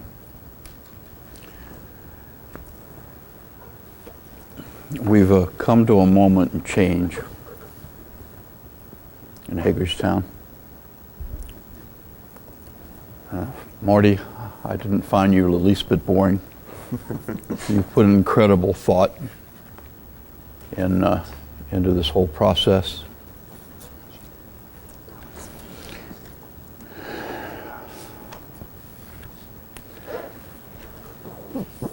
Sometimes sometimes a project needs a blood transfusion. And tonight, I'm going to make a commitment on a short-term basis to give that project a blood transfusion.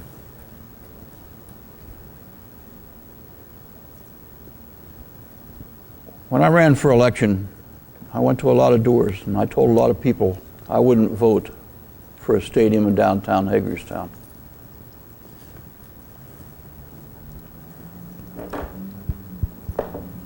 And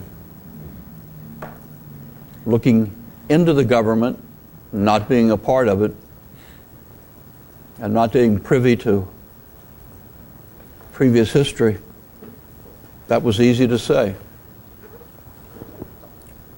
My favorite site still remains Hospital Hill, but Lou's right. On Hospital Hill, there will be no financing for it.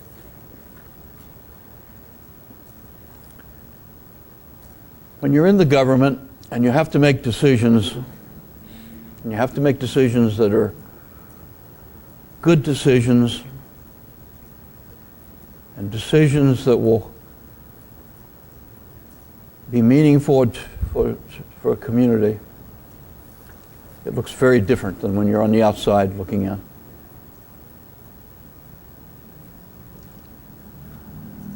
Now, there is no question this body, each person on this body has contributed in some way to helping develop downtown Hagerstown.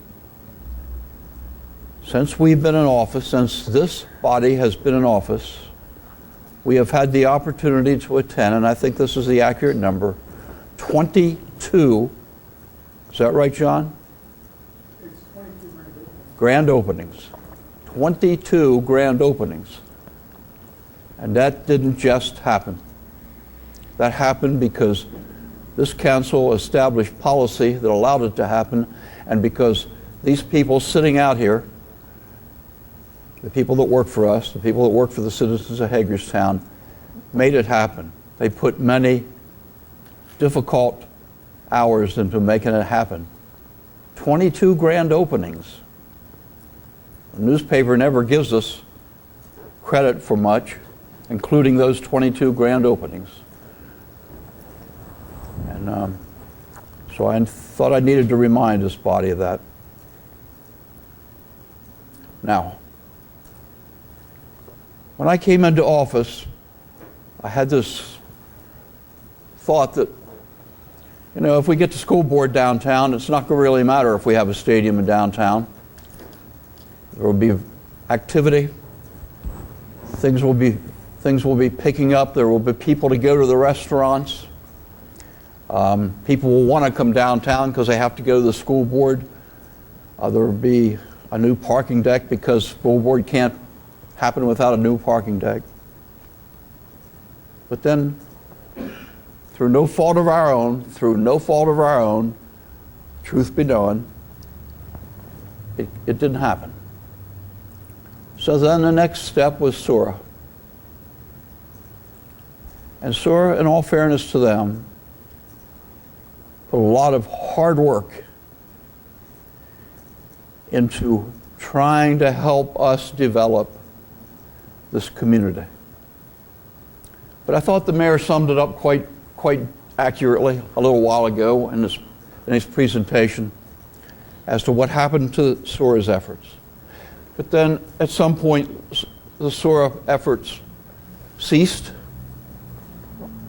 And you know what? I looked out over what could possibly happen to downtown Hagerstown, and I could see absolutely nothing happening to downtown Hagerstown.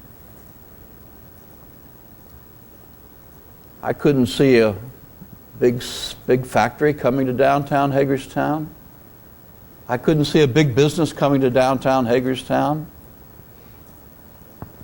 I couldn't see Frito-Lay coming to downtown Hagerstown and bringing lots of people to make lots of chips nor Apple, nor IBM, nor anything of consequence that would bring people into downtown Hagerstown. Now, we have lots of restaurants, and lots of them are new restaurants. But you know what? They're not going to survive unless we get feet on the street in downtown Hagerstown, and I have agonized. I've made hundreds of hours worth of calls. I've had dozens and dozens of hours of meetings with anybody I could think of that could bring things to downtown Hagerstown. But nothing happened. And so I have come to the realization, at least for a short term, because there's got to be an end to this process. If we can't solve this within a reasonable amount of time, we need to say there ain't going to be no stadium, and we need to move on. We have other great projects for downtown Hagerstown. They won't do what a stadium will do, and the stadium isn't the savior, but it will give us a shot in the arm, which will cause development and cause interest in the city of Hagerstown. So based on that, and based on my belief that, yeah, we can open a restaurant here, and we can open a restaurant there, and maybe a little business here, and people down in this city government work so hard to make that happen every day, every minute, it's going to take us a decade or 2 decades before Hagerstown is going to be able to survive, and if that doesn't work, then downtown Hagerstown is going to die of a slow-acting cancer, and when it dies, the communities outside of downtown are going to follow along, because you can't live without a downtown, a thriving, vigorous downtown. So for a short time, and I want Mr. Quinn to understand that this offer is only for a short time, that I'm going to take it off the board at some point in a not too distant future. I am going to vote for a downtown stadium, and I'm going to vote for borrowing the amount of money that we need to have a downtown stadium, and I'm going to spend a great deal of time in Annapolis this session to get the $10 million that we need, and I think we can get the $10 million. And I am going to continue to lobby the county commissioners and the Economic Development Commission to get their money. And I am going to, if 2 other members join me, recommit to Hagerstown's money. So the newspaper hasn't expressed much positiveness, and I want to give them something that's positive. So please, this is positive. It gives our community a chance to move ahead and be an even greater community. How about if our forefathers had refused to build the city park? How about if our forefathers had refused, until just a few years ago, to build the electric company? The citizens of Hagerstown had great... Burhan's Folly. Burhan's Boulevard, or other things. Yeah. Where would we be? Hagerstown has always been a progressive city in many respects. And the people, the citizens here have always tried to move forward. And I don't know, unless we build this stadium, how we're going to move forward. I just don't. If Apple calls me tomorrow and says, Munson, we need that space in downtown, we're going to bring 1,000 workers down here, I'll say, we don't need a stadium, send it to Hospital Hill. But you know what? Apple isn't going to call me tomorrow. Nobody's going to call me tomorrow and say, I want to come to downtown Hagerstown. They're not going to call the mayor either. They're not going to call Bruce either. This, I believe, is our last hope. And we got to go with it. And I'm going to be a part of going with it. And I understand this is going to have political repercussions. And if I have to lose an election in the future because I'm trying to do the right thing, then I'm prepared to lose that election because I'm doing the right thing.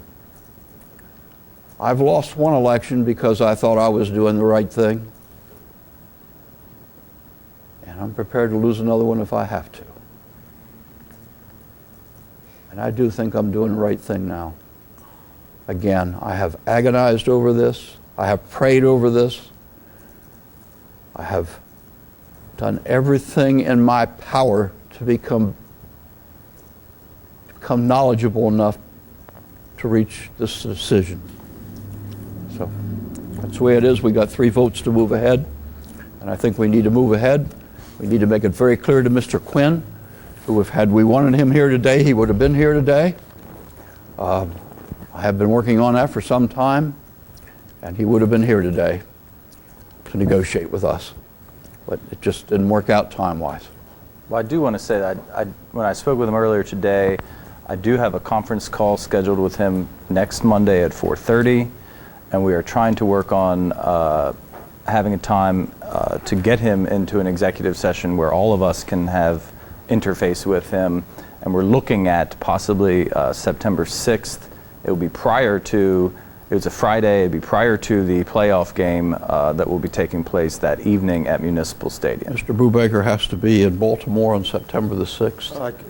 I'll be back by the afternoon. Will you? Yeah, so we're looking at late afternoon prior to the game that we hope everybody will come out to at Municipal Stadium. I do want to say that I appreciate the difficulty with which you have had to make this decision, Mr. Munson. One of the things I've told you before, and I'll say it again, I admire your ability to listen to people. And I think that what I would hope that would come of this discussion from all of us is that this isn't an issue that's politicized. We had an election last year. We are elected. We are in government. It's time for us to lead or get out of the way, basically. But I do see this as a leadership moment for us. It's something, time for us to do something bold so that everybody knows that we take the revitalization of our downtown seriously.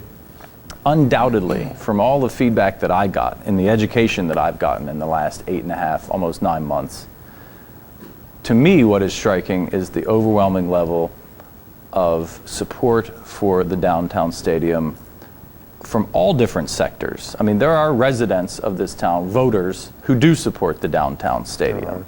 And in fact, I spoke with one of those folks over the weekend who lives on the 100 block of Summit, who is so desperate for something positive to happen in that neighborhood because of the other negative influences that exist over there, that she said, you know what, if a stadium is what it takes, then fine, build a stadium.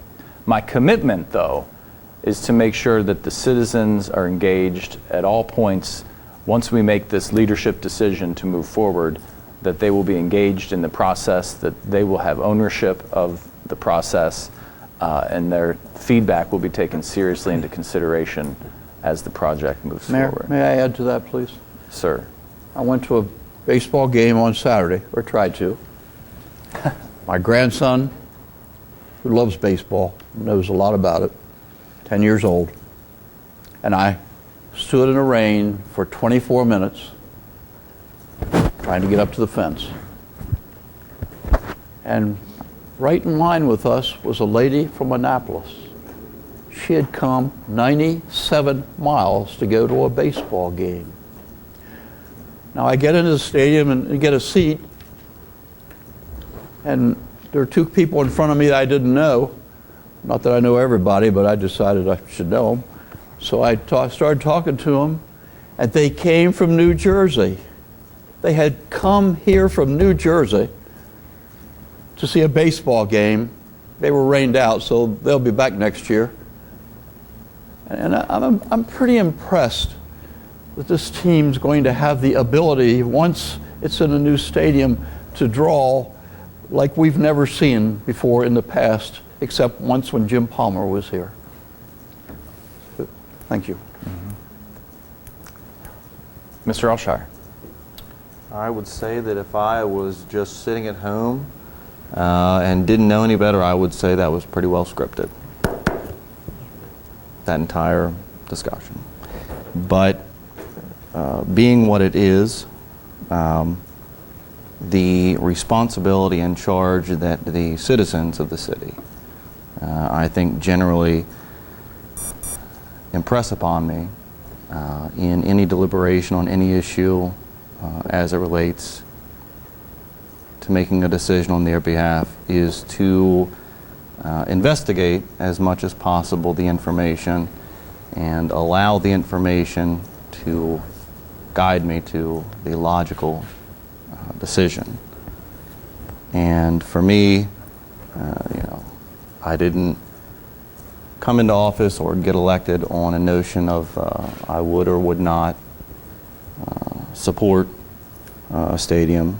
I never made the remark that I'd never support a downtown or that I'd only support a downtown.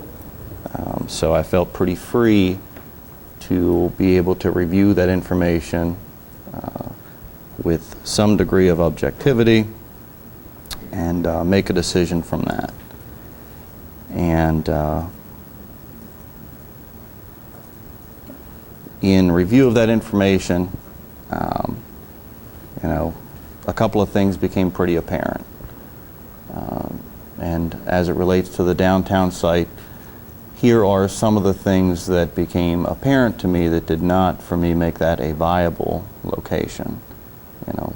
Besides the issues of accessibility, clearly the unknown additional cost that certainly will be incurred on the level of contamination of the ground, the soils, the level of contamination of the groundwater on that site. So, I had to read that information and digest it, and I think I've heard even more recently than the 300,000 figure we heard, a figure of 750,000.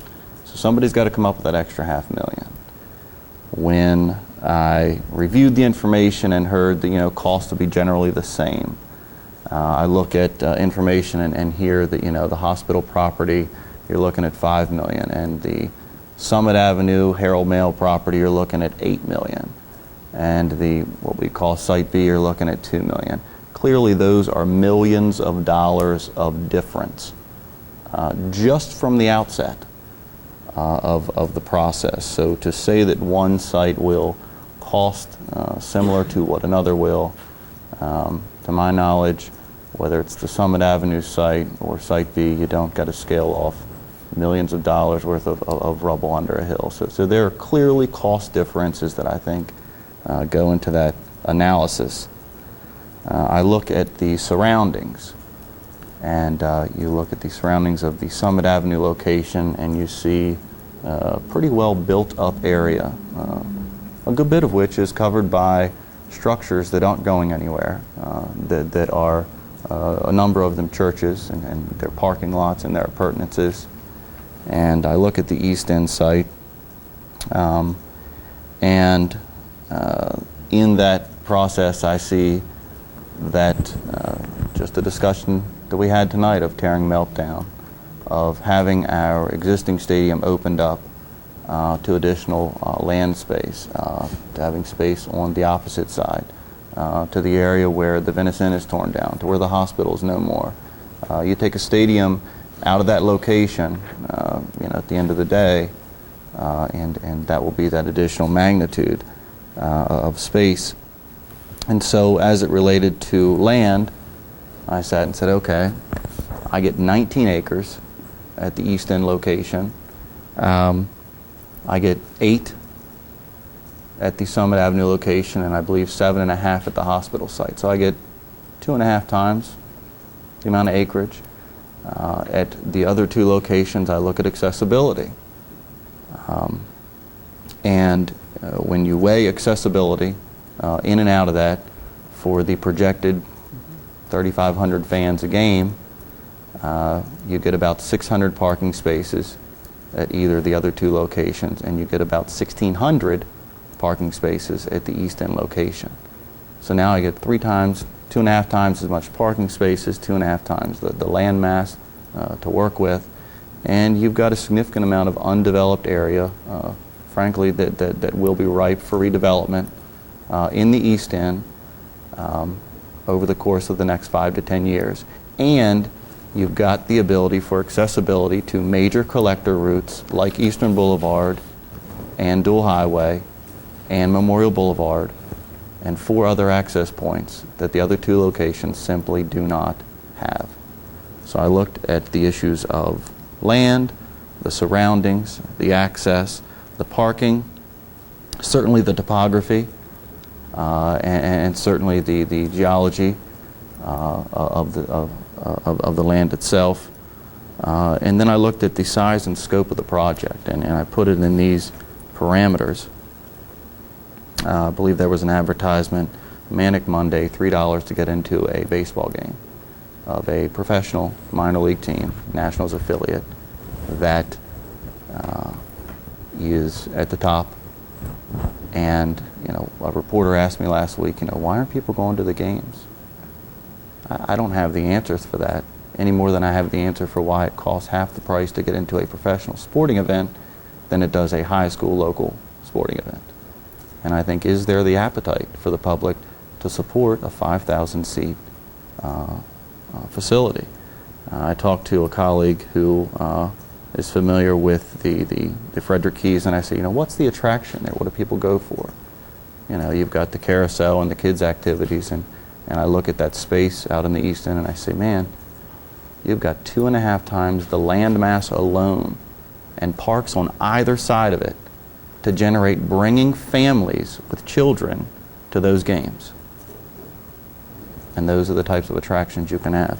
And if the goal is to preserve professional minor league baseball within this community, then the logical choice for me is that area in which it can be accomplished with the greatest success. If the goal, however, is for redevelopment and revitalization and reinvestment in downtown, I would clearly say to the folks at this table that spending $30 million in what amounts to a single block on the southwest fringe of our downtown is meant to be that anchor that makes that occur. I just do not see it. I have not seen it. I don't think that, and to put that in perspective, I don't think that the city's current indebtedness is $80 million, and the expectation is we're going to increase that by 40%. Because that's right. Because at the end of the day, we are going to take on that debt service, and folks are going to pay us back over time. If they're still That's here. the way it works. And I've heard this, that the county won't give us money elsewhere. I don't see the county giving us money, frankly speaking, until their election's over. And I've heard that the state won't give us money, and I haven't had any inclination from the state folks that that's the case on these alternative proposals and locations. If that were the case a few years back, we would have never submitted an East End redevelopment plan for the state's consideration. So I think that through this process, however, I think we need to be very fair with the public if we're going to choose the downtown site. And I certainly, if that's the direction of this body, that's the direction. I'll accept that. But this notion that we spend $200,000+ a year is a notion. I believe our figure in this year's budget was $73,000. And if you go back historically, it has certainly been much lower than that $200,000. So let's not try and sell the public and the citizens with this notion that it's somehow, by doing this, it is completely cost neutral. We are facing a $3.2 million budget deficit next year and 5.8 the year after. And adding this additional $400,000 won't be the bane of it, but it will certainly add to the very real fact that we are facing a tax increase in this city. So let's not tell the public that that isn't going to be part and parcel to the conversation. And that doesn't matter where it's located. But what I look at and say, okay, cost of a project downtown, stadium's 22.5, but to make everything work, it's about 36 million. And I look at a place like the East End where I don't have to build a parking deck. I have said this from day one, that I felt that there was the ability to find compromise within those funding equations where you could afford a reasonable expectation of retaining professional minor league baseball at an appropriate location in the East End, and you could leverage the remaining funding for exactly those other things that I think would be a greater benefit to building up your downtown than to harness it all in one single location. And I don't see that occurring.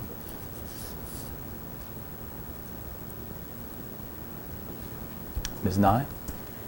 Well, I'm the pessimist. And No. I'll tear it all down. Because first off, Quinn, when he took ownership of the team, and I still haven't figured all of that whole concept out because the Nationals are who pays the players their fee. But when Quinn took over, it was a matter of, okay, they lost money. They continue to lose money.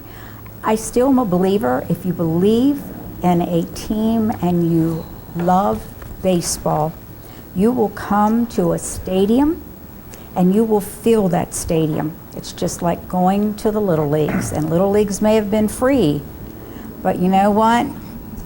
It just doesn't cut it here. I can see former Mayor Brucci sitting back there saying, well, I got what I wanted anyway. And I told people that this is what was going to happen. And he has, Mayor, because he's actually said to other people, and I've really tried to smooth it out, well, you put that mayor in office, but you know what? That stadium's still going to be downtown. And I said, well, you know what? We just have to wait and see. And that's how I put it. But for the ones that are sitting there doing whatever they need to do and texting and going through, and Quinn jumping through hoops about now, because there'll be phone calls that will be made, I think that it is a huge mistake in putting it in the downtown area. I honestly do. I do not think it's going to be foot traffic on the street. I still maintain that people will come here, they will go to a game, they will leave when that game is over. They are going to be enough money spent in that stadium as to, well, what do you mean we need to go elsewhere? I don't see it happening. I think the old location would have been usable. I think that it is still just a game with Mr. Quinn. And it's kind of like now with the MELP plant. Well, gee, Mr. Harshman, the city of Hagerstown has said, you either do this or we're going to do this. So here we are, right with Mr. Quinn again. So it's whether or not Fredericksburg's going to pony up to the plate with now letting their people know exactly what's going on and say, you know what? We're going to go ahead and we're going to do this over here in Fredericksburg. So we now have just pushed that a little bit over that edge to see now which one's going to do it. But I think it's a grave mistake by putting it downtown. I really do. I honestly do. I just don't think that it's going to happen. And the ending of this is that somebody had gone up to York, Pennsylvania, and they've got a new stadium up there. It's about 5 years old. One of the shop owners was asked, well, gee, since the stadium has been here, I bet you really have a lot of business. And his store owner said, no, not really. They go to the game and they go home.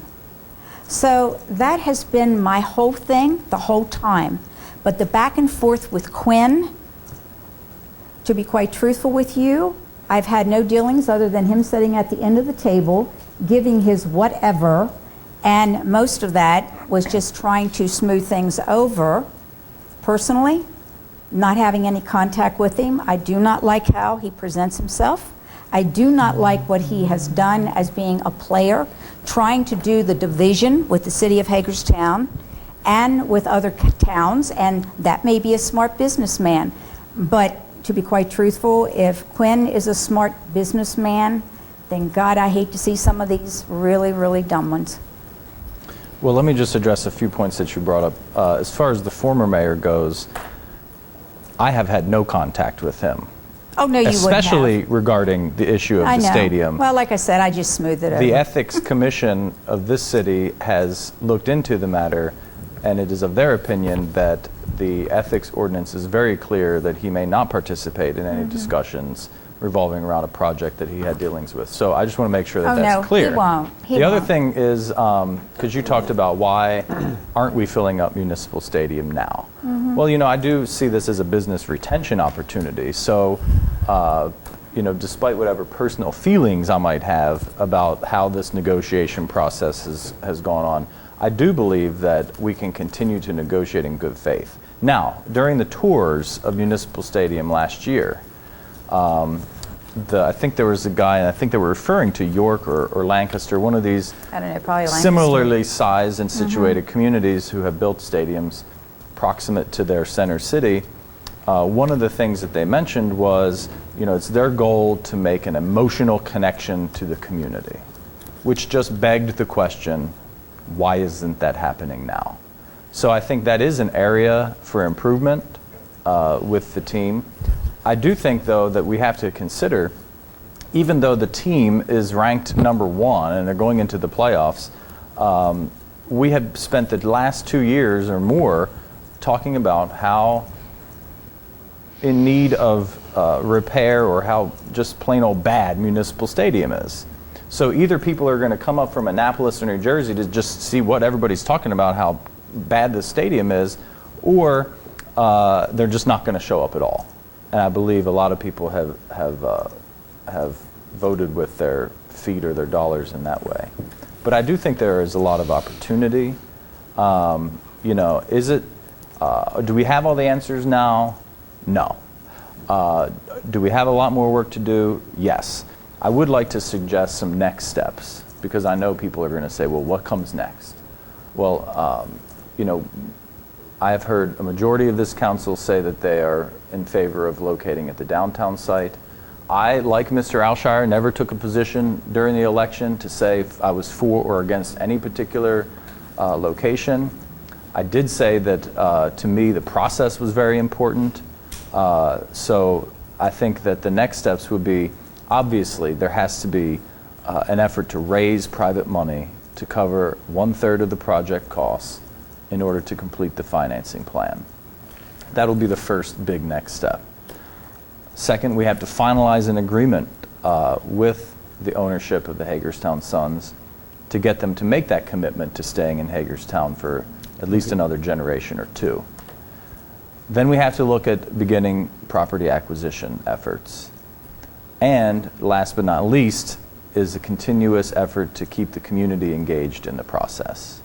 So, despite what even neighbors or residents of the location might think, I still think that their feedback is important, and I want them to know that it will be an important part of the process as the project moves forward. Let me also address this, because this has been, I don't know how North High came to their final, as far as everything being paid off. But knowing that, we'll have private, and hopefully that money is put right there, that it's not going to be, over a period of years, Anybody can go belly up. Quinn can go belly up, That's not to say, hey, that somebody else from the Nationals may not come in and do whatever. But the guarantee for me, along with all of this other stuff, is seeing these people saying, just like Quinn said, over the next 20 years, we'll do this, this, this, and this. You can lock in anything. Somebody goes belly up, it's on us. It's on the taxpayers. Well, Any way you cut it, it's on the taxpayers. Certainly, any time I think we consider a project As well of as this the magnitude, state. well, As well as the state. There is a risk involved. Sure, there's a And I risk. think And that- I don't feel like chomping down $30-some million, that it'll probably even be more than that. Well, and I know that, again, there are going to be differing opinions on this. And There is, and I appreciate- told you I was the worst, so you kept me for last. Honey, but I appreciate your feedback too. And I Oh, appreciate, you got it. And I appreciate what Mr. Alshire said about, going with the will of the majority of the council. I still believe that even though the two of you may be in the minority on this particular issue and in terms of the location, again, your feedback, your input is important in the process. But I do think this is our opportunity to say to the community, to say to the world, this council is going to take bold action and it's going to seek out all opportunities to get as many people involved in this project as possible to make it a success. And so that's our goal, that's our hope. We're going to keep this ball moving forward, and it'll be on the agenda again, hopefully in a very short order. But again, the next steps, as I just outlined them, will be to close the private financing gap, finalize an agreement, begin property acquisition, and then keeping the community engaged. Again, I'll be having a conference call with staff on Monday at 4:30, and then the intent is to arrange an executive session on Friday the 6th, late afternoon. Details will be put out there as soon as they become available. I do think that this is a seminal moment for this council. This project will be integral in the whole process of our planning efforts. No, it's not just a stadium. Again, this is from a 30,000-foot viewpoint. Where else can we bring this many people together in our community for a common purpose? How did we know to schedule an executive session for September 6th? I mean, who picked that? How did that arrive? Well, I can tell you when we were talking with Mr. Quinn about how we can get him here to Hagerstown. He is out of the country from the 27th through the 5th of September. And it just wasn't possible in the next week to get him here to Hagerstown. So the next available date that he was coming to town would be when the Suns play their first game in the playoffs at Municipal Stadium. So that's how we arrived at that date and time. And I'll be in school until 2:45 that day, so I'm looking to get back to town around 4, and that's how we came up with that date and time.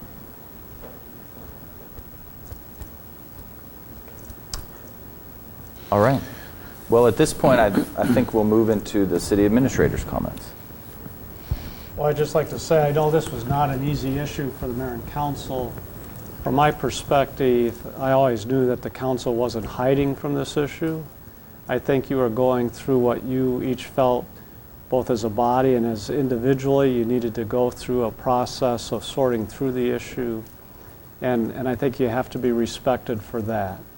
I think you are being responsible to your roles as elected officials. I think you are being responsible in your roles as the stewards of city funds and public funds and working on behalf of the public. And so from our standpoint, as I said, I knew you weren't hiding from the issue. I knew and respected the fact that it would take time. And I think for many of you, you worked very, very hard on this issue and gathered the information that you felt you needed.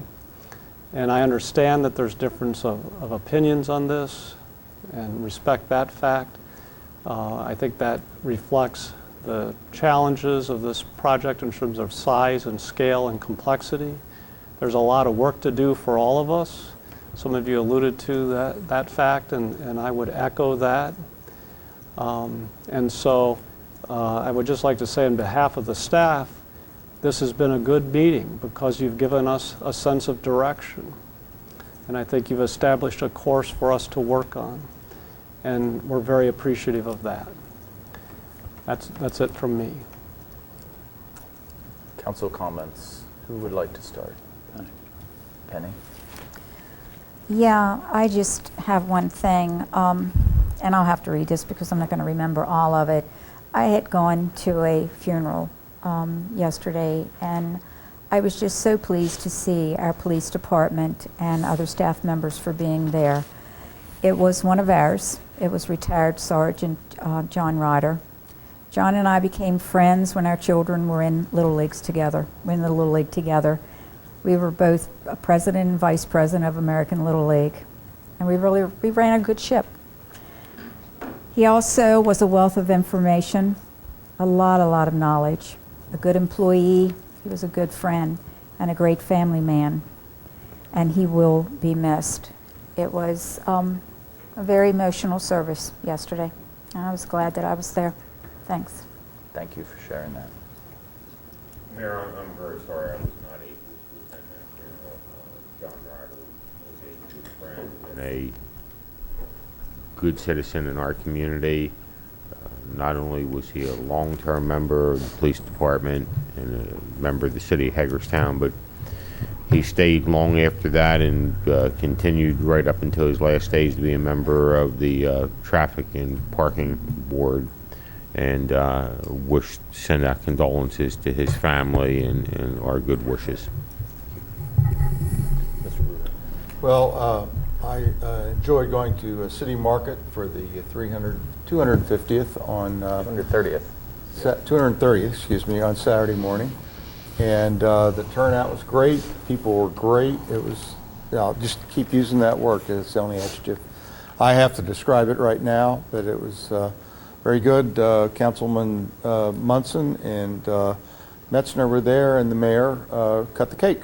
So, and we served it just like always. You know, the council members served it. But okay, let them eat cake. No. Is that everything? That's it. Mr. Alshire. A couple of things. The first is I gave everybody a memo of city strategic priorities that I came up with in May, and you know, one of those things was MELP, and this was back in the middle of May, and in there I said basically give 2 months for us to see if we could find some agreement with current negotiations and then proceed with legal taking. It's just funny, I pulled that out today and we're about 2.5 months in. The other item is, you know, there were 5 items here, and you know, now that we have appeared to have made a decision on the expense of significant public funds for the stadium. You know, the other is a long-range budget strategy. Like it or not, we are facing a tax increase, and there are many decisions like that one that we'll make that have an impact on it. And so, you know, I said that we needed to buckle down over the next 6 months after the budget approval and start focusing on that. And every opportunity that we waive addressing certain pieces of the budget or adding to the budget leads us continually down that path of facing a tax increase. And now that we have deliberated on a certain larger degree of those projects, including the one major one downtown, one of the things, or 2 of the other items I said is we need to start focusing on our neighborhoods that are, you know, experiencing vacated homes, you know, shortage of a degree of public safety and those types of things. You know, so that was one of those 5 issues. Interestingly enough, the stadium was not one of those 5. But in this deliberation for a stadium, you know, one of the things we have heard over and over is, you know, you got to have a vision. You know, if it's not going to be the stadium downtown, you know, what is it? You know, and I presented 2 plans over and over.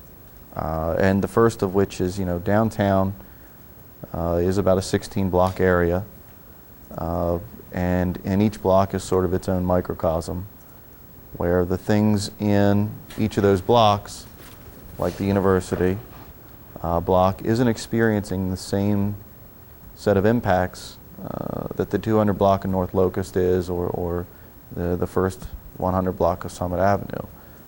They all have, you know, their detriments and their anchors of good things. And what I said at that time, and I continue to say, is we need to quit trying to figure out how to fix the bad and start focusing on how we save the good. And I still believe that, and I still believe that has to be a block-by-block approach. And I think we need a real candid assessment of, you know, who owns what condition it's in, you know, occupancy, things like that. And I think that has to be a public process.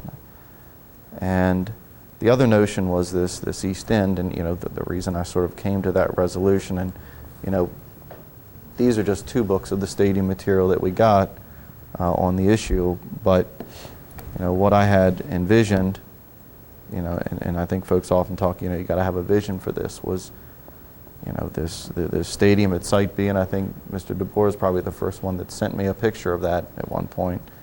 In an office complex that would sort of look down off of Hospital Hill into this new stadium, 19 acres to work with about 600 to 700 parking spaces on the first base line and the third base line, and access into both, and reopening that creek, and adding a park where you'd have Hager Park on the home base side and a new park on the outfield side, and going across the Eastern Boulevard and taking MELP down.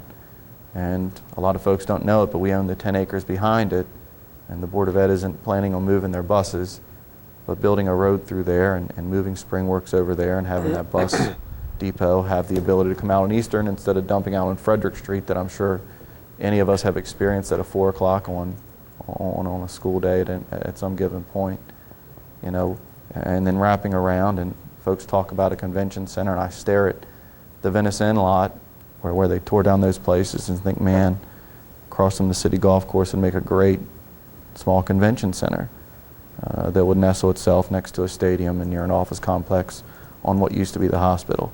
That was a vision. That was simply a vision I had of a project that's likely not going to occur. And it's certainly at no point in that vision did I ever have a vision of not doing anything or of not supporting a stadium. It was just a different vision that I think would spruce up, improve the quality of that part of our city, and allow for funds to be expended on other efforts in the downtown in a more piecemeal fashion.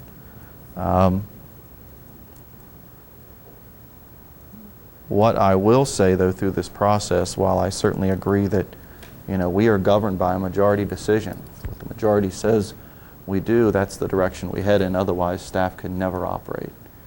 But what I won't tolerate through that process is any instances of a lack of integrity of providing the necessary information among one another that we share.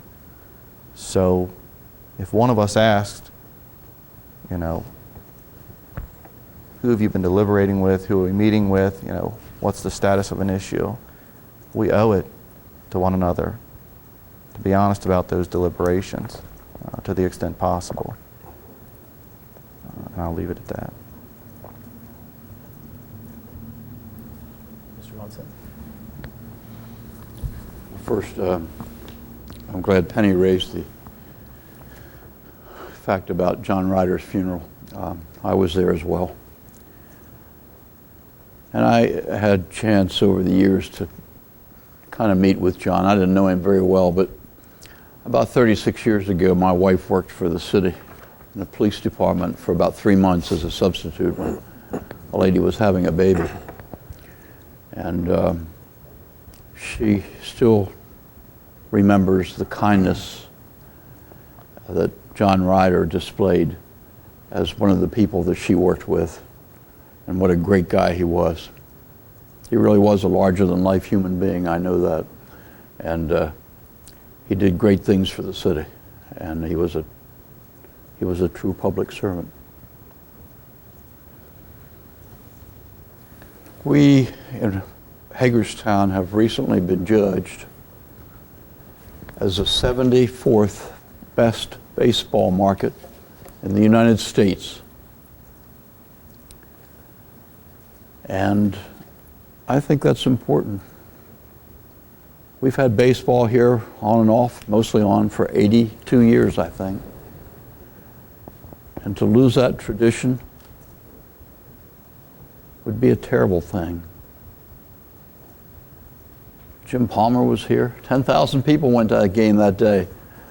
I don't know where they parked, because some of the games that I go to, I can't find parking now.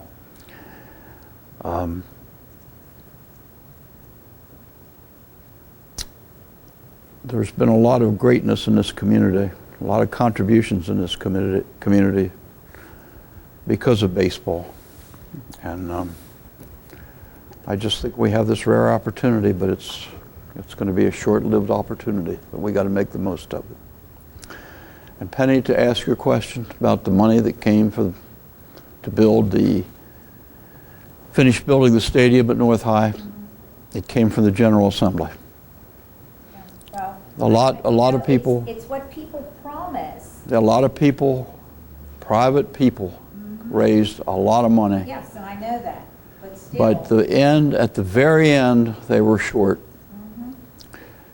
And the chairman of the Budget and Tax Committee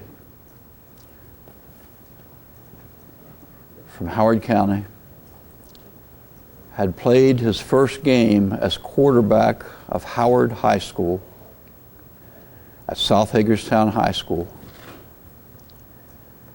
And he always remembered the excitement and the greatness of that game, even though he lost 7-6. And when he saw that bond bill, he grabbed that bond bill away from me and said, "It is my prerogative as chairman to make this a statewide bond bill. It will not come out of Washington County's allocation." And he made it happen. Well, let's just hope that there's somebody to make Let's something hope. happen. Let's hope. That's all I can And do. we're gonna be doing all we Say can. that loud enough, that I don't need a mic, right? We're gonna do it all we can. Well, and just to go on that point, I do believe that there is a significant interest at the state level from the governor, lieutenant governor, the comptroller, folks that I've been in contact with to help Hagerstown. So again, I think the idea is to have a project the entire community can rally around that hopefully will garner more private financing support. But for my comments, I want to mention a few things. I too wanted to celebrate the fact that the market has been around for 230 years now.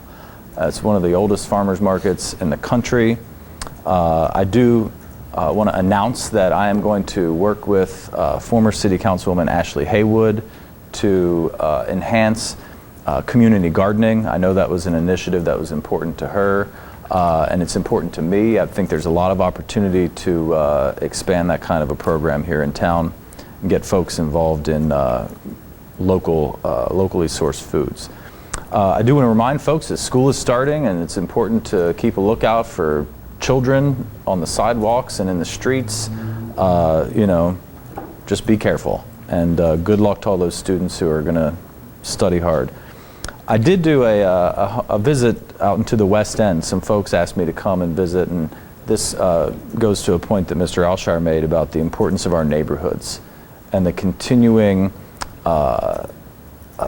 challenges that are faced in some of these neighborhoods where you have grass that's grown, vermin who then move in, and generally properties have become a blight on neighborhoods. And so I just want to acknowledge that is a challenge in some of our neighborhoods, and I encourage citizens to contact me, contact their city council members, but most importantly, I want to recognize the work that the staff does in code enforcement. And I don't know how long ago it was, but at some point the Planning Commission considered a change to the code to change the definition of owner. And that proposal went absolutely nowhere. And the idea was to get banks to be more legally responsible, to take ownership of these properties, to keep them in proper order. The proposal went nowhere. The Planning Commission declined to support it because they said banks would never lend. Well, guess what? Banks aren't lending anyway, at least not downtown. So that may be something we want to reconsider in the near future. Also, August-Oberfest is coming up this weekend. I remind everybody that there's going to be lots of fun and festivities, so check out the city's website to figure out how you can get more tickets. There's a brunch, I believe, on Sunday, a German traditional brunch, which I'm looking forward to. And just so it's very clear that there is a lot of life in downtown Hagerstown. We are by far not dying on the vine. With the opening of the new coffee shop on the square, I believe it's called Greens and Grains. The owner is in the audience here today. I stopped in. They're open for business now. That will be the 19th restaurant to be open within 2 blocks of the square. I've heard that there's something going on perhaps at the old Brickyard Grill. If that opens, we will have 20 restaurants within 2 blocks of Public Square. I think that's fantastic. And if that's not a sure sign of life and hope for downtown Hagerstown, then I don't know what is. So I encourage everybody to, if they haven't already, rediscover downtown Hagerstown. And with that, we will adjourn the meeting. Thank you all very much.